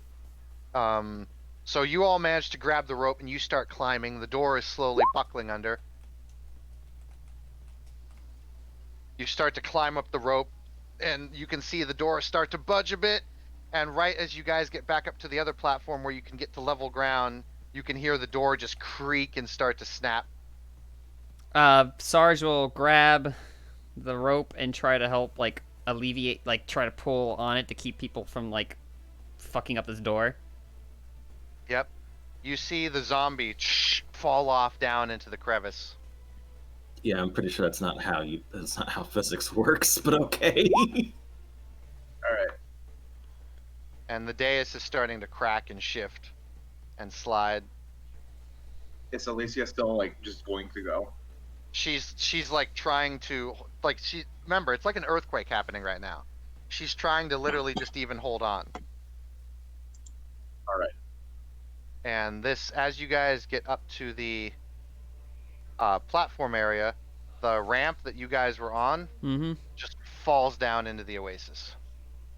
Oh, you didn't even give her a chance to run for it. Well, I gave her a chance, but she failed her roll. I actually wanted to help her. I don't know how much it would help, but my idea Yeah, was I think we have explode, bigger problems. make an explosion behind her to try to just boost her over to the road. That's not. That's not physics. That's not helping. That wouldn't even mean- help. By help, he means see that she goes down faster. Yeah, but that would. Yeah. So By helping, She- that sounds like a kill confirm. she loses her grip on the dais No. and plummets down into the sort of Aw. murky orange depth. You all managed to get back out, and I assume you guys are going to run through everything and just get out of there. Yep. So Pissing everyone, the fuck off. Yep. everyone as a group, make me a group agility check. So just everyone make another agility check.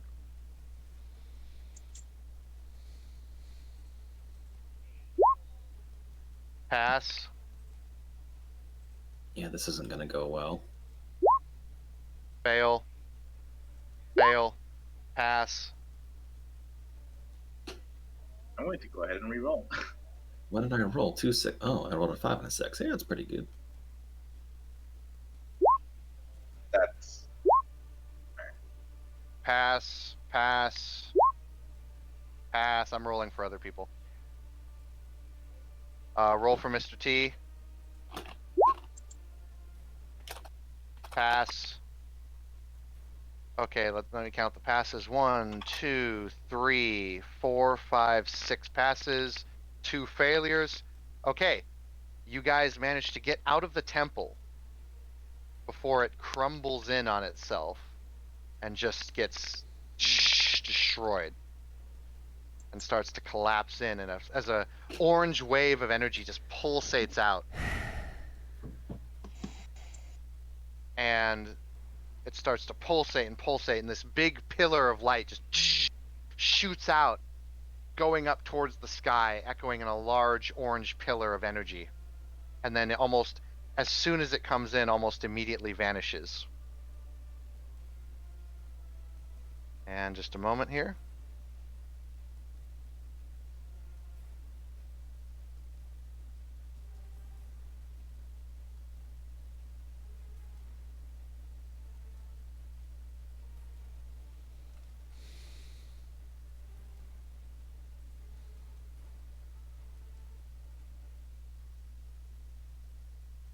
And you all find yourself and your companions, your whole group, standing in front of the ruined rubble, dust kicking up and dirt flying everywhere.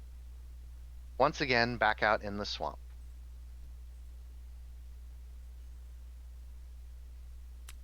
The anger I feel at that woman knows no bounds.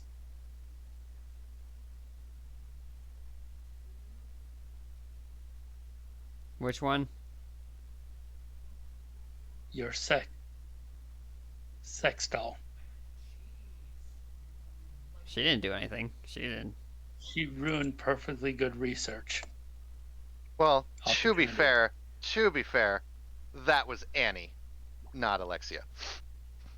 Yeah, well, I can't be angry at Annie for that. She's already proven that she already doesn't listen to me on one thing. I can't be angry on her for another thing.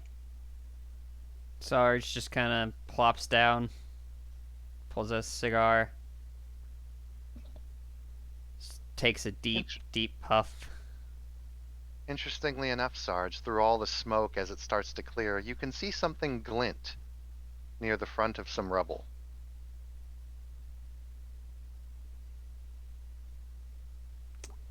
I walk up.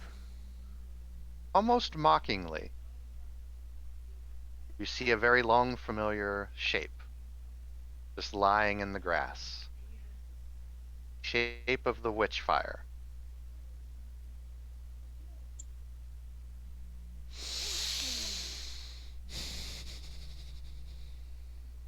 Slowly pulsating with a very faint red glow.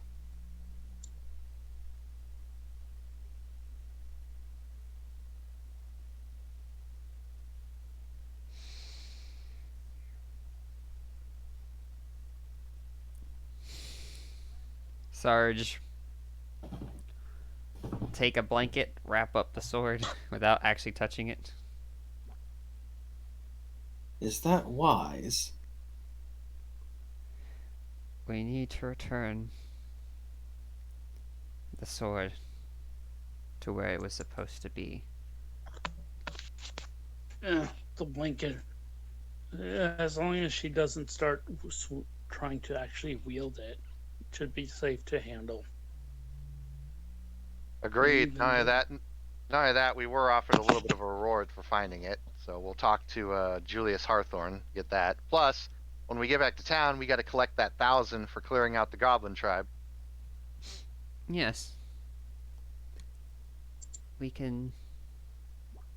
Today's mission was Annie, successful. Anna comes up to you guys, and she's like waving away some of the dust. Good to see you guys alive, but what in the hell happened there?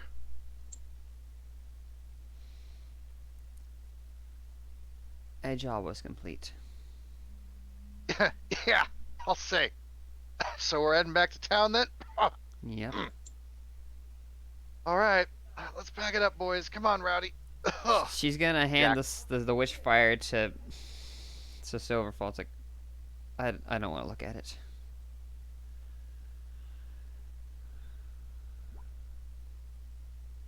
Barden, you take the sword, and because you are gifted, Yep.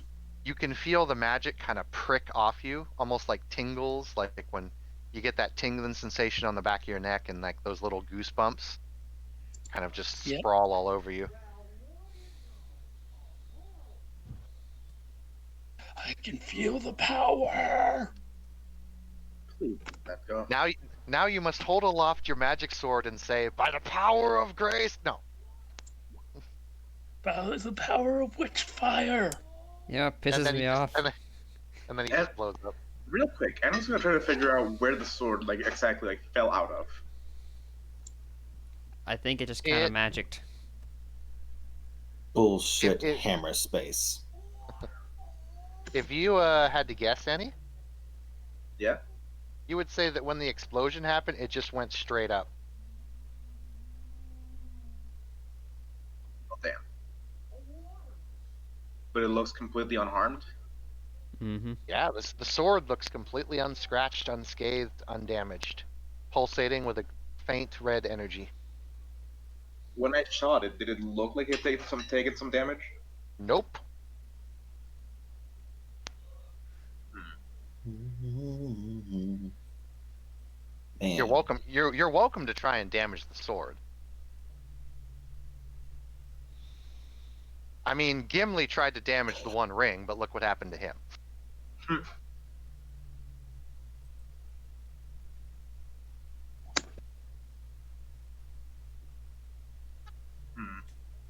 Maybe there's a Oof. chance. A chance for what? That Thrall is still alive. Even Alexia. That So- was a big fucking nuclear explosion. What's nuke? I wasn't It's saying that nuclear. character, but shut up, Creed. We don't know what those magical liquid was. Like, can I roll a base Mm. intelligence to know if anything could fucking survive that? Well, in terms of surviving, you don't think anything could survive that. In terms of what you guys think the energy was, for those of you who are gifted, that is something known as a ley line. A ley line? We just blew Yeah, up they- a ley line. Ooh, you know what those are. Yes, Yeah. are very fond of ley lines. So, yeah, you just destroyed a ley line. Oh no. Oops. Actually, Dasros isn't that upset. It was aligned with fire. Still, that can't be good for the local. You also notice almost instantaneously the vegetation near you guys starts to rot and turn black. Oh, that's not good.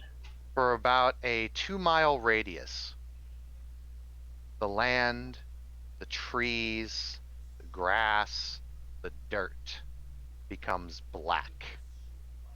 That's really not good. Any idea if ley lines eventually repair themselves? Your friend over there, your monk friend comes over and he's like, yes, it is rumored that they do. However, it takes about, hold on a sec, let me do some calculations. About 900 years. Well then, let's not do that again.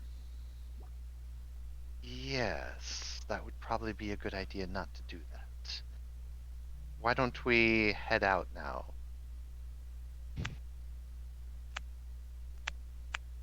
I don't know what happened down there, but I'm glad everyone is okay.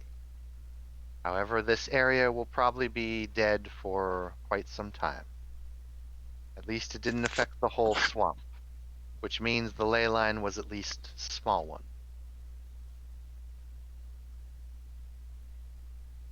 That is probably how Cirrus was powering the place, if I had to take a guess.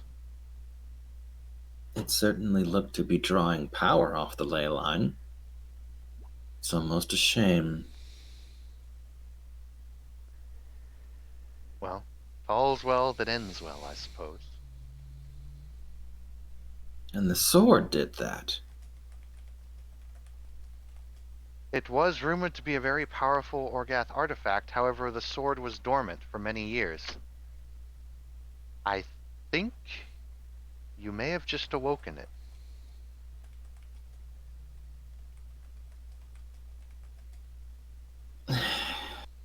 I haven't been with this group very long, so the history of who that woman was and why she has this sword, I'm not privy to. To make a long story short, when our group first arrived in Corvus, we were brought upon by a goblin tribe, the one we fought earlier. We fought them off and were given a job when we hit the city of Corvus. The city of Corvus had been suffering grave robberies. Our job was to investigate. Alexia was the daughter, or the niece, of Father Dumas. We eventually found out some information from one of the local captains of the guard, Julius Hawthorne, and after doing some investigation, found that the bodies were being taken to a particular mausoleum that was outside the city. After asking around, doing some jobs, spending a few weeks in the city investigating, we found that Alexia might have actually been possibly the culprit doing the grave robberies, along with the person who stole the witchfire. When we got out here and you started joining our crew, well, the rest is history. Fair enough. And who is paying us for this weapon? The weapon is being paid for by the church. The 1,000 gold that we're getting paid is being paid for us by the town watch for taking out the goblins. As for Father Dumas, he'll be paying us also for wrapping up the investigation.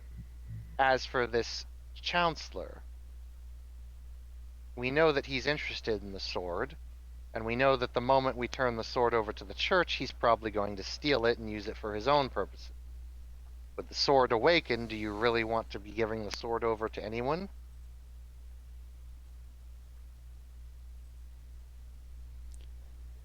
It's obviously dangerous. No kidding. And now that it's awakened, God knows what the hell someone can do with it. So what do we really want to do with the sword? Furthermore, just a slot of Roy kind of pipes up, just a minor problem. If the city does come under attack by the Scorn, we do not want the Scorn, an enemy of Sigmar, to get their hands on it. So where exactly do we want to do with the sword? Do we want to hide it, turn it over, and allow someone to steal it again? Or do we wish to keep it hidden?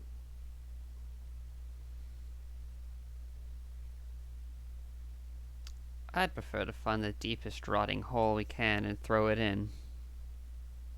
I mean, that does sound like a plan. That might not work. Artifacts like this, especially once they're awoken, tend to want to be found. That is a very good point. That is And indeed. if dropping it into a ley line isn't enough, I'm not sure what could damage it. Probably nothing that we have. It's an Orgath weapon. Most of the Orgath magics and knowledge was lost thousands of years ago.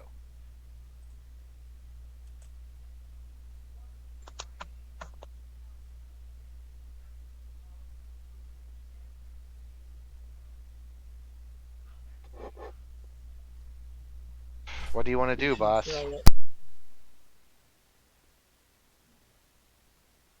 And he's gonna sign after a bit.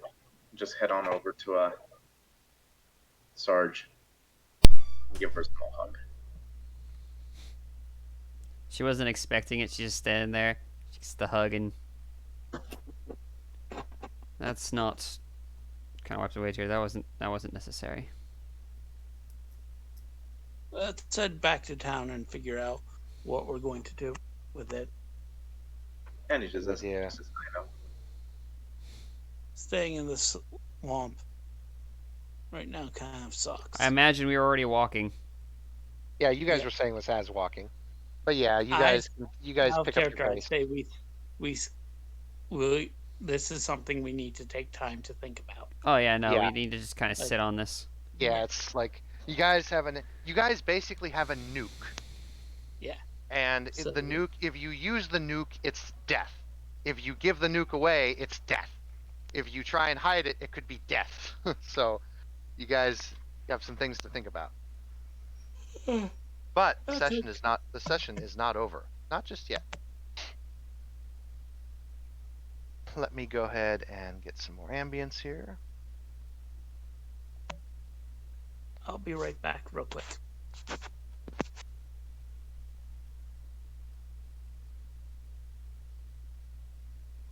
Someone play me a small violin. I'm so tempted to do that, but no. You eventually get back to the hustling city. You get back to the guild house that you have in the shop. And everyone is there. Every NPC is there. Every player is there. You guys can hear the bustling and gears and crowds of the city kind of just wash over you. And all of you are sitting in the vast guild chamber room. The light slowly fading, as it took you guys about 3 or 4 hours to get back.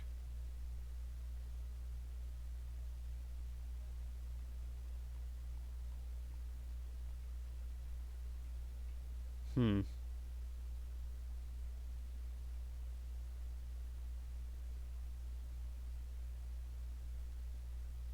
Are we expected to do something? Well, you guys can talk amongst yourselves. I mean, Sarge is being pretty quiet. She's gone through 3 cigars. Indeed, you sit and rest up in the shop. The goblin and the few others go about tinkering with things. Everyone goes about their business. Everyone is a little bit shaken at the very vibrant display that you guys put on. You see Roy eventually come back after being gone for about 15 to 20 minutes. Says, "Hey Sarge, we got some news about the group coming in. The battalion of trenchers and whatnot coming in to help fortify the city. It looks like the Scorn have stopped their march north and are now curving towards the city. We're still outnumbered about 10 to 1. As It expected. looks like within a few days they will have the city surrounded." Fan-freaking-tastic. The City Watch is keeping it under wraps. As for actual hostile actions, it does not look like the Scorn is taking any at the moment. However, there appears to be something that they're doing.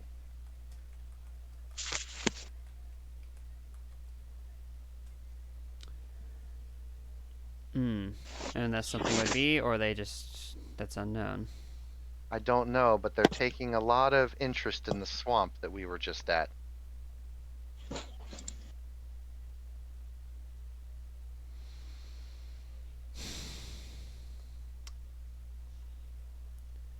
Fucking hate swamps. Well, there shouldn't be. We didn't see anything. They should have been there. So we have the sword. So whatever wreckage they find. You guys hear trumpets go throughout the street. And like, you hear the the sign for marching order come in, and you can still hear the bustling and whatnot out in the marketplace, but you can now hear a lot of people start to gather out in the main streets and start to watch the proceedings of the military force come in. I guess I'll get up, walk up to the window, and just kind of watch. You see a vast battalion of a rather impressive battalion of trenchers, riflemen and whatnot, and you see Jax and a few detachments of Signarian Knights and Stormblades. And you have to do a double take. You see the proceedings. And for a moment, you just shake your head and you say that couldn't be. No. And then you see the two warcasters who lead the detachment. No. One of them is a very elegant figure riding atop a very well armored horse in very elegant and shining and very ornate warcaster armor. Not today. She has a very elegant warcasted rapier at her side. Beautiful blonde long hair that flows. No. Very, very, very hard eyes. No, God, no. The second warcaster is a much larger man with metal armor, a giant axe that is also warforged, black hair, somewhat of a jolly expression on his face. Splat, no. You recognize these two warcasters. I mean, how could you forget? No. Family is family, after all. Ah. And he quietly steps a bit behind Sarge. No. Does Annie look out at the proceedings? Yes. Annie, you see your mother and father leading the Signarian detachment that is going to help defend Corvus. For the first time and maybe forever, when Sarge goes to puff her cigar, her hand is shaking.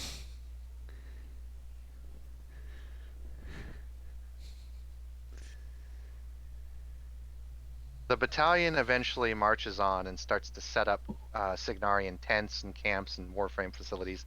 Basically, the entire city is going on military, like, guard, so to speak. You know, certain members of the city watch have been called out, and there's just, it's basically, it's not martial law, but it's one step down from martial law.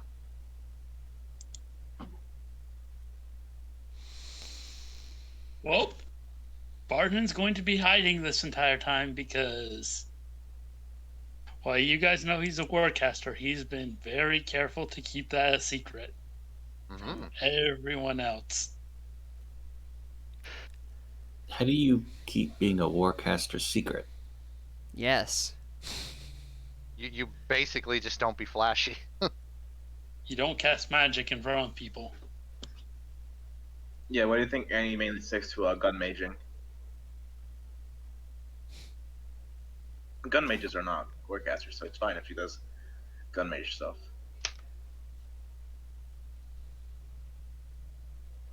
I'm pretty sure you're a known warcaster.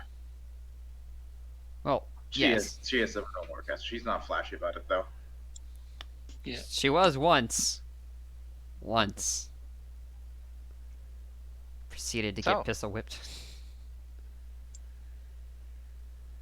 Eventually, after about 6 hours and it starts to get nightfall, and torches start to light up the city, gas lights start to light everything up, the city starts to fall into a night, but still bustling, for the longest night festival is coming up soon.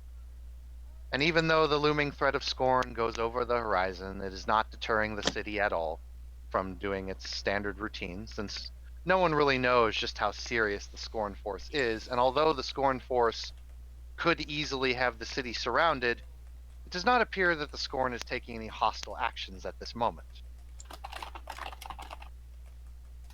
Sarge and Annie. Yeah. Eventually, you all hear a knock at the shop door.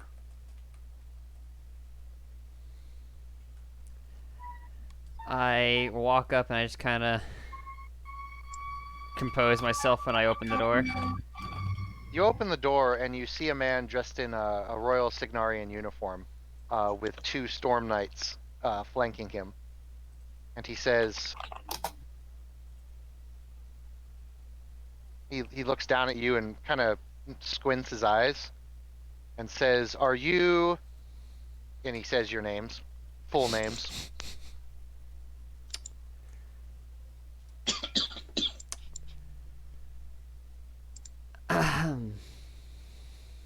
Looks back at Annie. And he looks back at Sarge. You just, for a moment, while she's looking at you, just see the most dread you've ever seen in her face. And she looks back. Indeed, I am. Just Your say present. no. Go ahead. I was going to say no. Say nope. I don't know who that person is. It would only lead to he- us getting shot later. He looks at both of you and he says, "The 2 of you are requested at the Signarian Royal Military Camp as per orders of Second Sergeant," and then he says both your parents' names.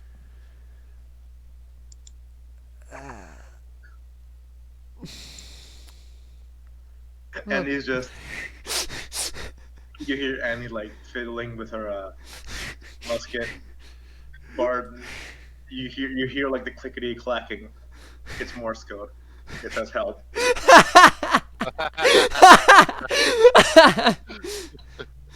Distress.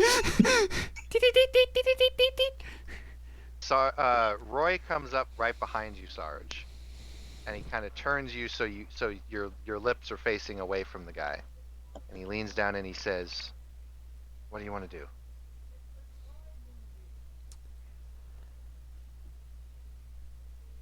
They know we're here, so it would be unwise to keep them waiting. She has this, and Roy, this is probably the first time Roy's ever seen this. She actually has like a little bit of a tear roll down her cheek. Of like, He immediately wipes it from your face. "Okay, boss, what do you want us to do, depending upon what happened?"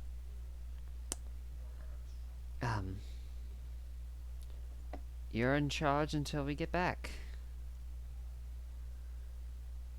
Okay. I'll just run the shop and the ruse as normal, and we'll play it by ear then. Yep. Good luck, you 2. Luck is an unreliable source. It never hurts. That is true. Kind of. He backs up, and as you 2 are escorted away, Roy will come up to you, Barden. And he says, "I take it you're probably going to be doing most of your work in the basement now, then?" Shrugs a little and goes. Most of my more mechanical work is.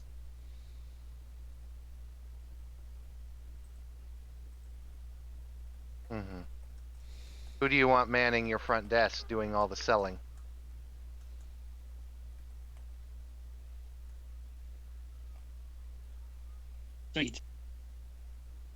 Who's our most charming person besides Sarge?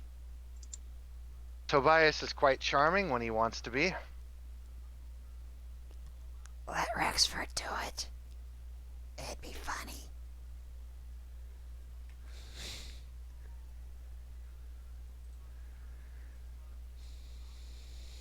Either way. Shrugs and he says, "All right.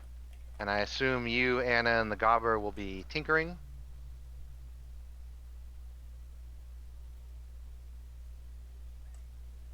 By the way, here's the split. I've already split the gold that you guys would technically have earned from everything. All of the players get 500 gold. Do I just want to put that in the pot, guys? I do need more bullets, but I'll put the rest in the pot. All right, so whatever math that is, I'm putting.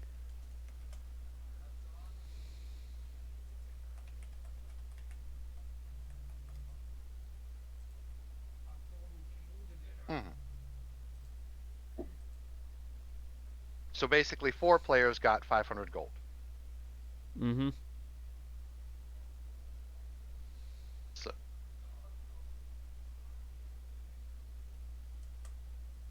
that would be 2,000. Okay, I'll just write 2,000 in the whole pot. Yeah. Mm.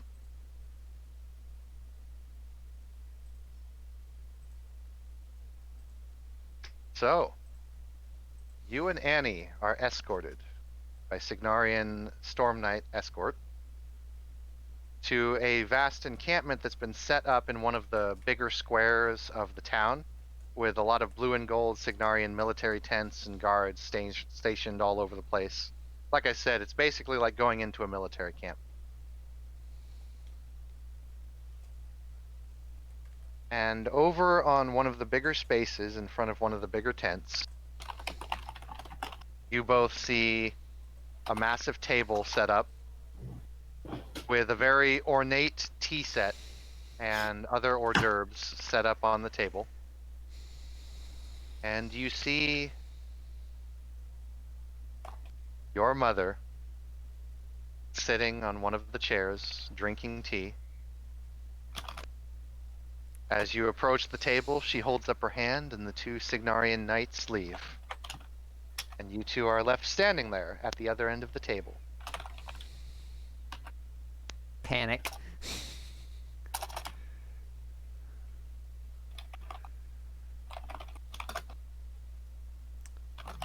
I'm assuming it would be. We should probably roll etiquette. Sure. Because she's that kind of jerk. Skills, abilities.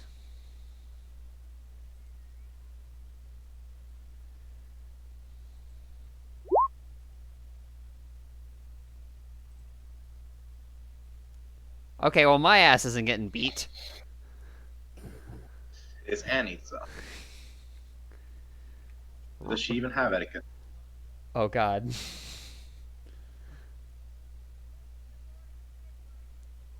She don't. Oh no! Sister, 2d6. 2d6. 2d6. Sister, no. Wait, would it be plus Actually, that presents? Okay. Oh, thank God. Because I forgot we leveled up. Well, we got XP rather.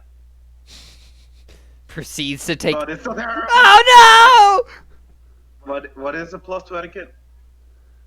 Intelligence or Okay, so that's actually 10. So it's still So, terrible. well, it's an average. So, Sarge, you know that she is expecting you to sit. So you sit down, you start taking the cloth, making the tea very elegantly, very properly. Annie, you sit down, and you sit down at the chair. You try and sit down delicately, but these chairs are just shit. That's So full you, workout. you I'm in Warcaster armor.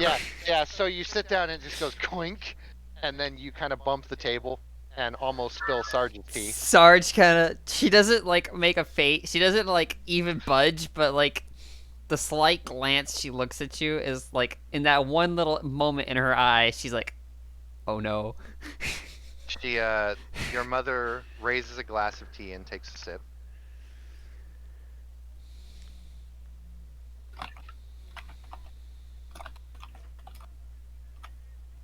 So,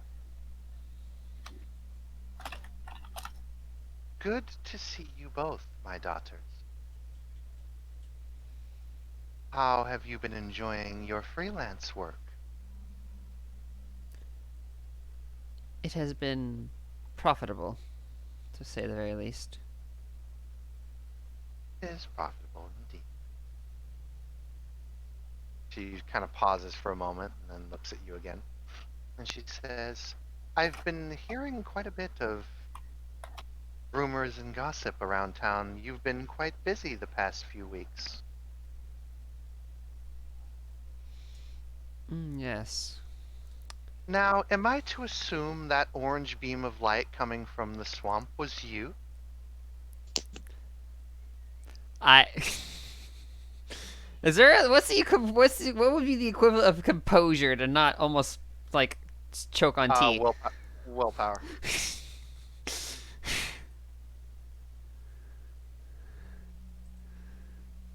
Uh. Oh my god.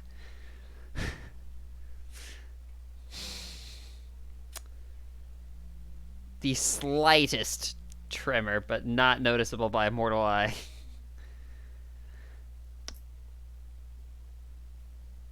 Indeed, it was. Ah. She kind of pauses for a minute and just goes, ah, I see. Well,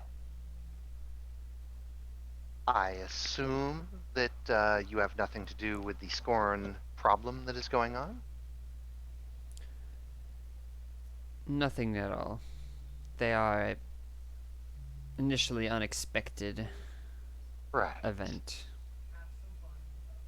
And considering as how the High Branch has given me a rather pathetic little group of not exactly a lot of manpower, I may need to ask that you and your band, I guess would be the proper term, be hired under Signarian effort to partake in the defenses of the city should it require. I can negotiate you to the treasurer, of course, if you wish to be paid. That would be most, thinking of the real word. That would be most adequate. Of course. We can discuss payment as further due. Now then, I take it there is nothing else here to report that I should know about the defenses of the city? And she just goes over a discussion with you about like the underground, what you guys have seen, what you guys have done, Yeah. stuff like that. And then she looks at you and says, all right. And then puts down the tea, folds her hands on the table and looks at you. Says, well, now that business is over,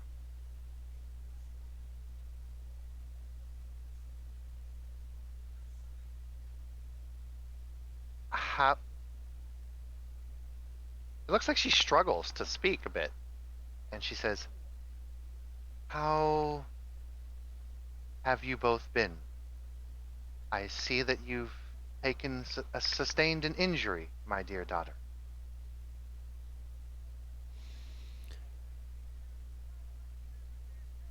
I am well.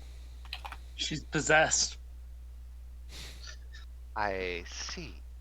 And he's just shocked into like stillness from the question. Your mother gets up out of the table, walks on over to you, Sarge.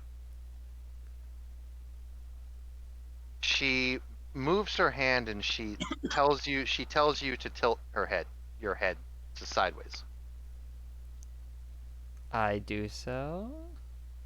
She kneels down, grabs your chin, turns your head forcibly, and to where you're looking like away from like if there was a injury on your cheek or neck, like she'd be examining like that. Mm-hmm. And she looks at your injury, says, well, took quite a blow to the head. Is your vision still proper? It has not failed me yet. I have noticed no changes. Indeed. She starts to I don't mean to be like kind of creepy, but she starts to kind of feel up your arm muscles and like, Yeah, give you no, a- yeah, she's analyzing me as like, are you still proper stock? yeah. And she starts to kind of poke and prod you, and she says, daughter, You're impressing me. You've gotten a bit, shall we say, healthier than the last time we met. It has been the result of field work. And I see you have gotten yourself a fine bit of weaponry, although a bit still clunky. Nonetheless, that new weapon is a bit more elegant than you're used to. I'm impressed. Only settling for the finest. She reaches up and she kind of she doesn't slap your cheek hard. Like, she just kind of gives Yeah, you like a that, pat. you know, yeah. She's like, that's my daughter. And then she does something very unexpected. Oh no. She gives you a hug. Oh no. And she says, "You both." Oh, she, no. she gives you both a. She gives you both a hug, and she says, Familial affection. and she says, you two are actually growing. Well done. Now let's see if you can really continue to impress me. I really must see how good you are with the sword, Sarge. Or sorry, it says your name. And she says, maybe you'll come by later and I can give you your next step in lesson that I never got to give you before you ran off. uh, I'm rolling another willpower because that's fucking terrifying.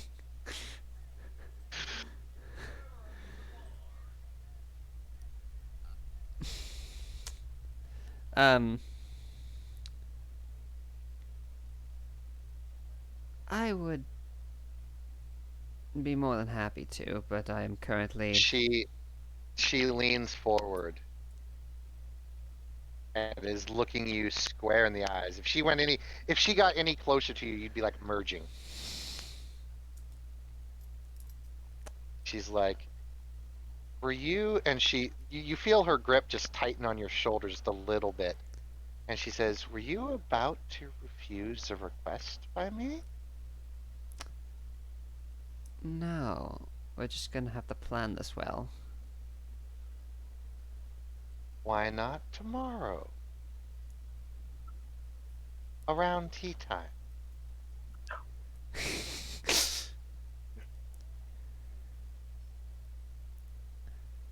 And like as you pause, and like as you linger and keep pausing, her grip is just slowly tightening, just a little bit. Do I say something stupid that gets me bitch slapped, or you know what? Because we do have plans tomorrow, don't we, Splat? Yes, we do. It's like,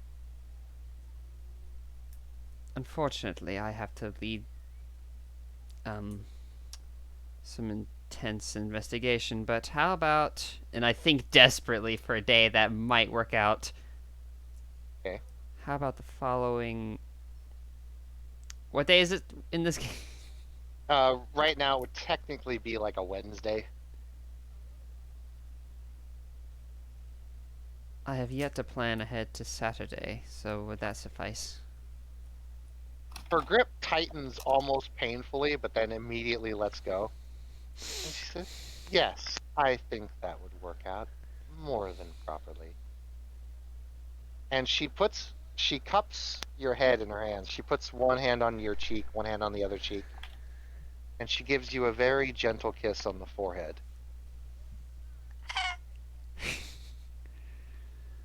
She says, I'll see you then.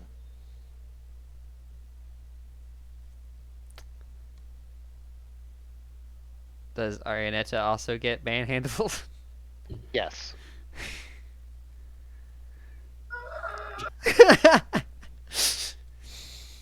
She gives Anna a kiss on the forehead as well. Oh, no questions, no requests. Well, no. She basically gives the same rundown. She kind of goes over Anna and looks at her, and is a little bit disgusted that she's not as, shall we say, stalked, or I guess ripped as Sarge is, but she is impressed at the fact that you've both leveled up, so you've both gotten better at what you do, and she can see that there's more magical energy that radiates off Anna, so she is very happy at that, and she says, "Annie, my dearest, you really should set your sights higher than just doing mercenary work. It could be so much more than that."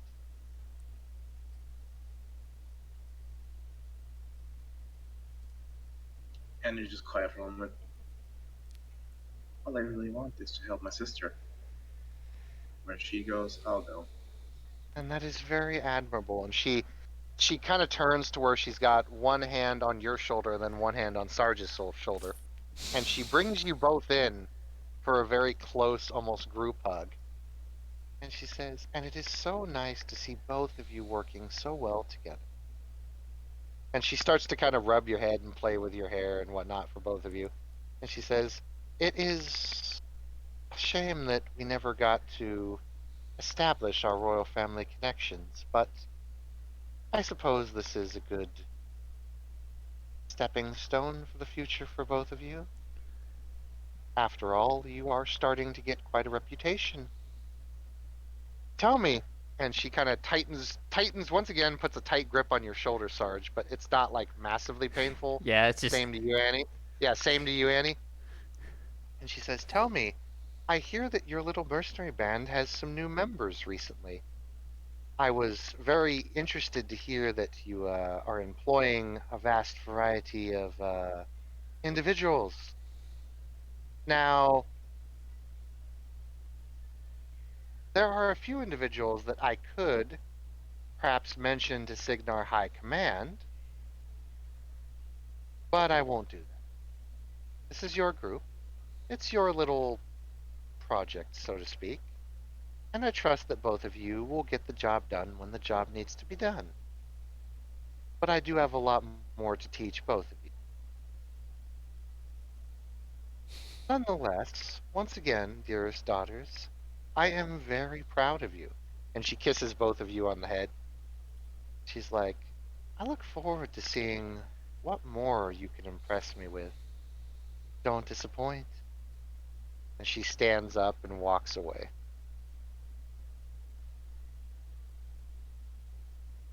second she's like a minute after. I'm assuming we're both gonna stand there for a minute after she's like Yeah. out of earshot, just stiff. Sarge, you are immediately grabbed from behind and squeezed. And you hear, "Oh my favorite daughters." And you hear a big chuck No. of laugh from behind. And it's like, how? And you just like, you're both like just getting like crushed in this bear hug by this very massive, large man. And he looks down and he says, "How are my two favorite daughters in the whole world doing?" Struggling to breathe, father. Oh. Sorry about that. How do you do this in a podcast, Armor?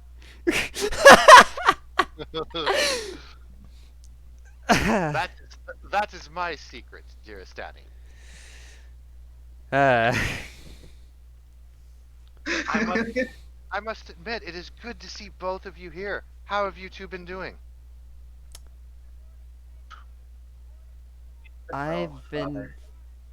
Yes, we have been well. Good.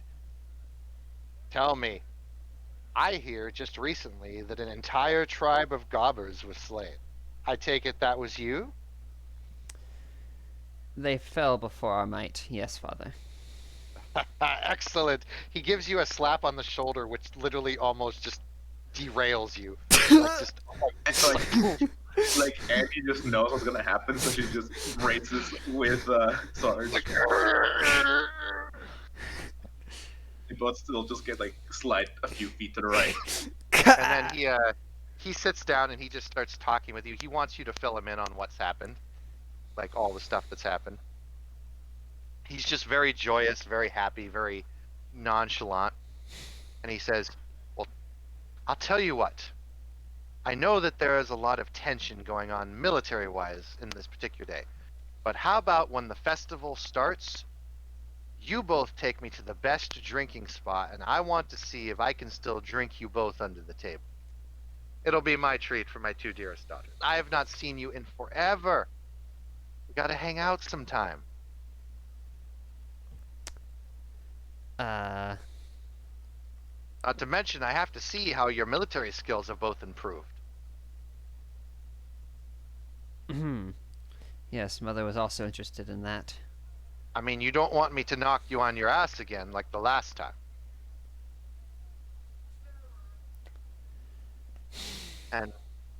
And don't let your mother bother you. She's just cranky at the unexpected attack that we had to go. Hmm. They pulled us from the Kadorian front, which was much to your mother's everlasting shame after she got into a fight with well, you know, her rival in the Kadorian military. How many of those has she gone through? Just two. The newest one is lasting quite a bit longer than the others have. Must be a coward or a dragon. Actually, she is next in line to be the next Empress of Kador. There is currently an election going to be held. If this is true, then your mother will be rivals with the new Empress of the Kadorian Empire. Well, I pity the Kadorians. Yes, indeed I do. Nonetheless, and he slaps you both on the back again, and you're just like, "Oh," you know. And he says, "Why don't I'm currently I have free time. Why don't I come by and see the shop? You can show me around the town, so to speak." I look at Annie. But before you even answer, he's like, "Excellent," and he picks you both up, like literally each in one arm, like he picks you both up and he starts walking down towards where you guys came from. For He's that, like, for that split second before we get picked up, all you hear from Annie is the clickly clacking help in Morse code, but extremely fast. I was thinking this. He's practically jogging with us as he just kind of. he's literally Armstronging you guys in walking off with you guys. Whether you wish to be vertical or horizontal in his arms is up to you. I feel like he'd have any vertical, but Sarge horizontal like luggage. And you just spend the rest of the evening kind of, hanging out with your father and whatnot. Oh come on, you gotta have him like bully our boys. Rexford hasn't been bullied yet today. Eventually, you guys get back to the shop, and he comes in, and he says, "Oh, a nice It's because my establishment here." background is bullying. God. And yeah, you just see him physically carrying Sarge. Yeah, you see this very large man in Signarian Storm Knight armor walk in, carrying Sarge in one hand and Annie in the other. This is a very large man. And he sets them down and he walks in. And currently, Darcis and Tobias are in the front. And they're just looking. Tobias is just looking at you guys like, "What the fuck?"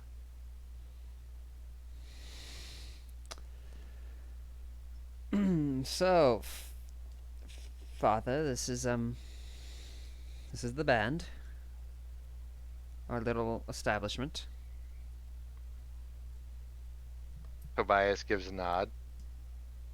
Darcis, what do you do?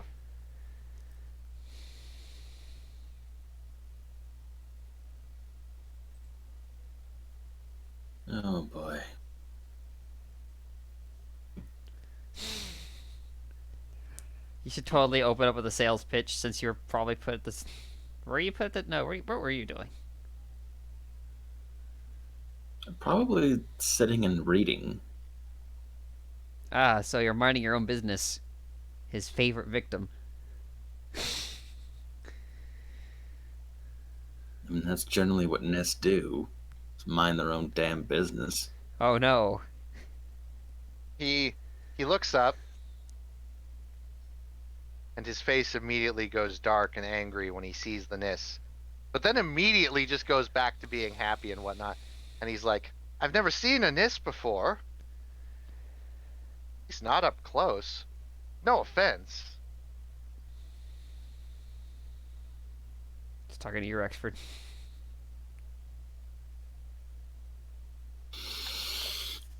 Well, now you have.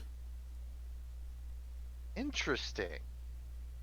You radiate different auras than most other races I've seen. Tell me, what news from the frozen north?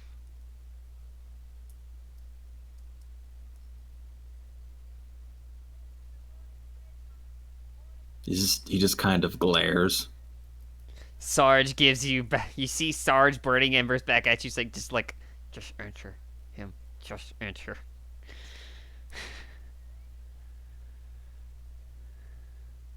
Actually, he's almost I don't pleading want with to. you. Just actually pleading. I don't want to go into it. I see. Still bad news, huh? Yes, bad news. Well, we all try as we might. And then Nisa kind of walks in the room, sees everything going on, looks over at you, Tarsus, and she says, "Well, can I talk to you for a sec, Tarsus? Just off to the side."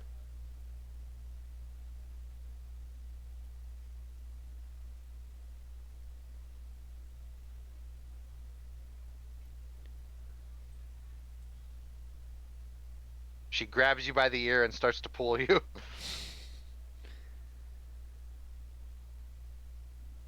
Are you just? Tarsus. I guess Tarsus will just stand there and let it happen. Yep, he's being quiet. Who's Darcis? Oh, Dasrus. Fuck you. This is what you get for a randomly generated name. You fuck. I Have originality. love it. Oh boy. Very funny. I don't think he would subject himself to being dragged off by the ears. That he would have If gone the anything, first he time. would drag her off by the ears. Kinky. He's a sorcerer. They kind of have some status where Nis come from. Of course. Not here, you don't. So she pulls you off to the side and she says, "Now, Dasis." And she puts both of her hands like right next to the side of your head and has you pinned up against the wall. And she looks you square in the eye and she says, "Was that thing that you destroyed out there in the temple a ley line?" Uh-oh, spaghetti-o. Me. You think this is my fault? I don't think it's your fault. I don't really think it's any of our faults. However, nonetheless, our group was out there and is probably going to be held responsible for doing that. So what happened inside the temple? We found traps. We dealt with the traps. That woman that Sarge has been chasing after appeared. And she had that sword we've been going after also. I see. Well, that explains the damage to the ley line. Orgath artifacts are dangerous. We're gonna have to keep an eye out.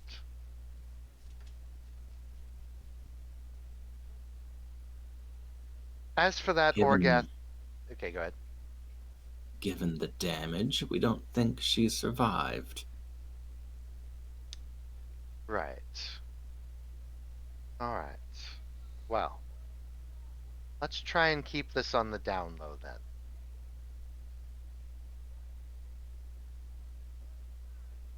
That we have some sort of super weapon, or that it deals damage to ley lines?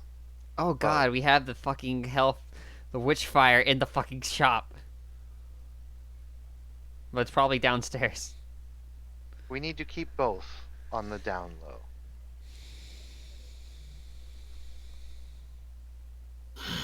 We need to not allow the witchfire to be dealt into anyone's hands. It's too dangerous of a weapon to allow out of our sight.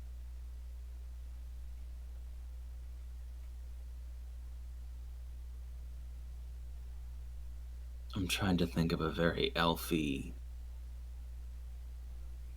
analogy to make here, but it's not coming to mind.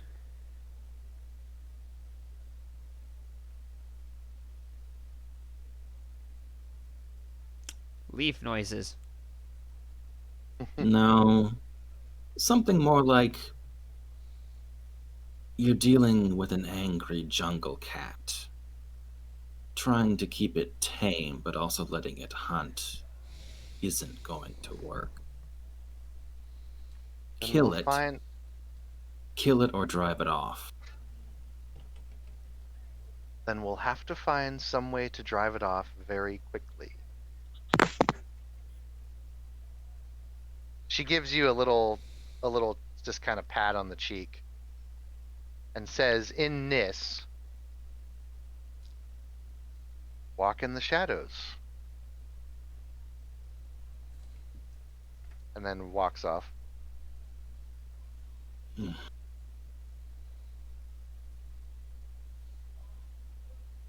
He will reply that my path is colder, and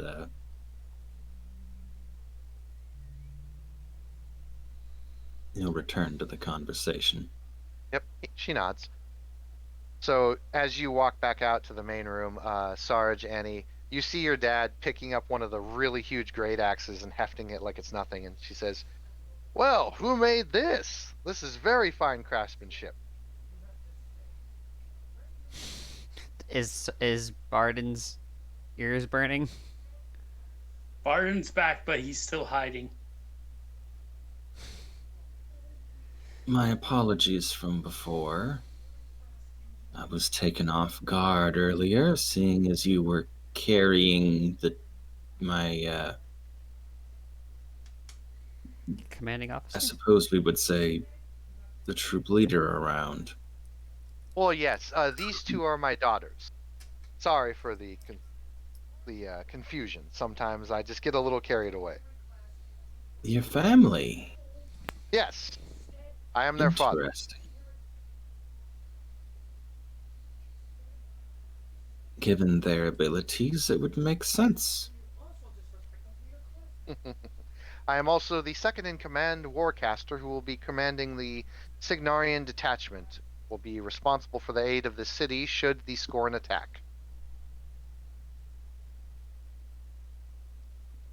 From your end, I assume that means when they attack. More than likely, knowing them.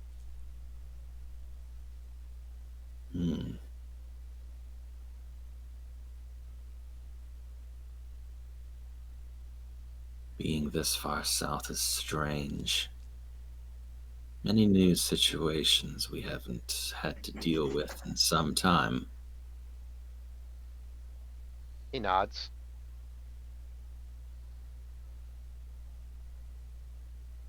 And I'll say that from here you guys kind of go about just enjoying the evening, because that is where we're going to call it.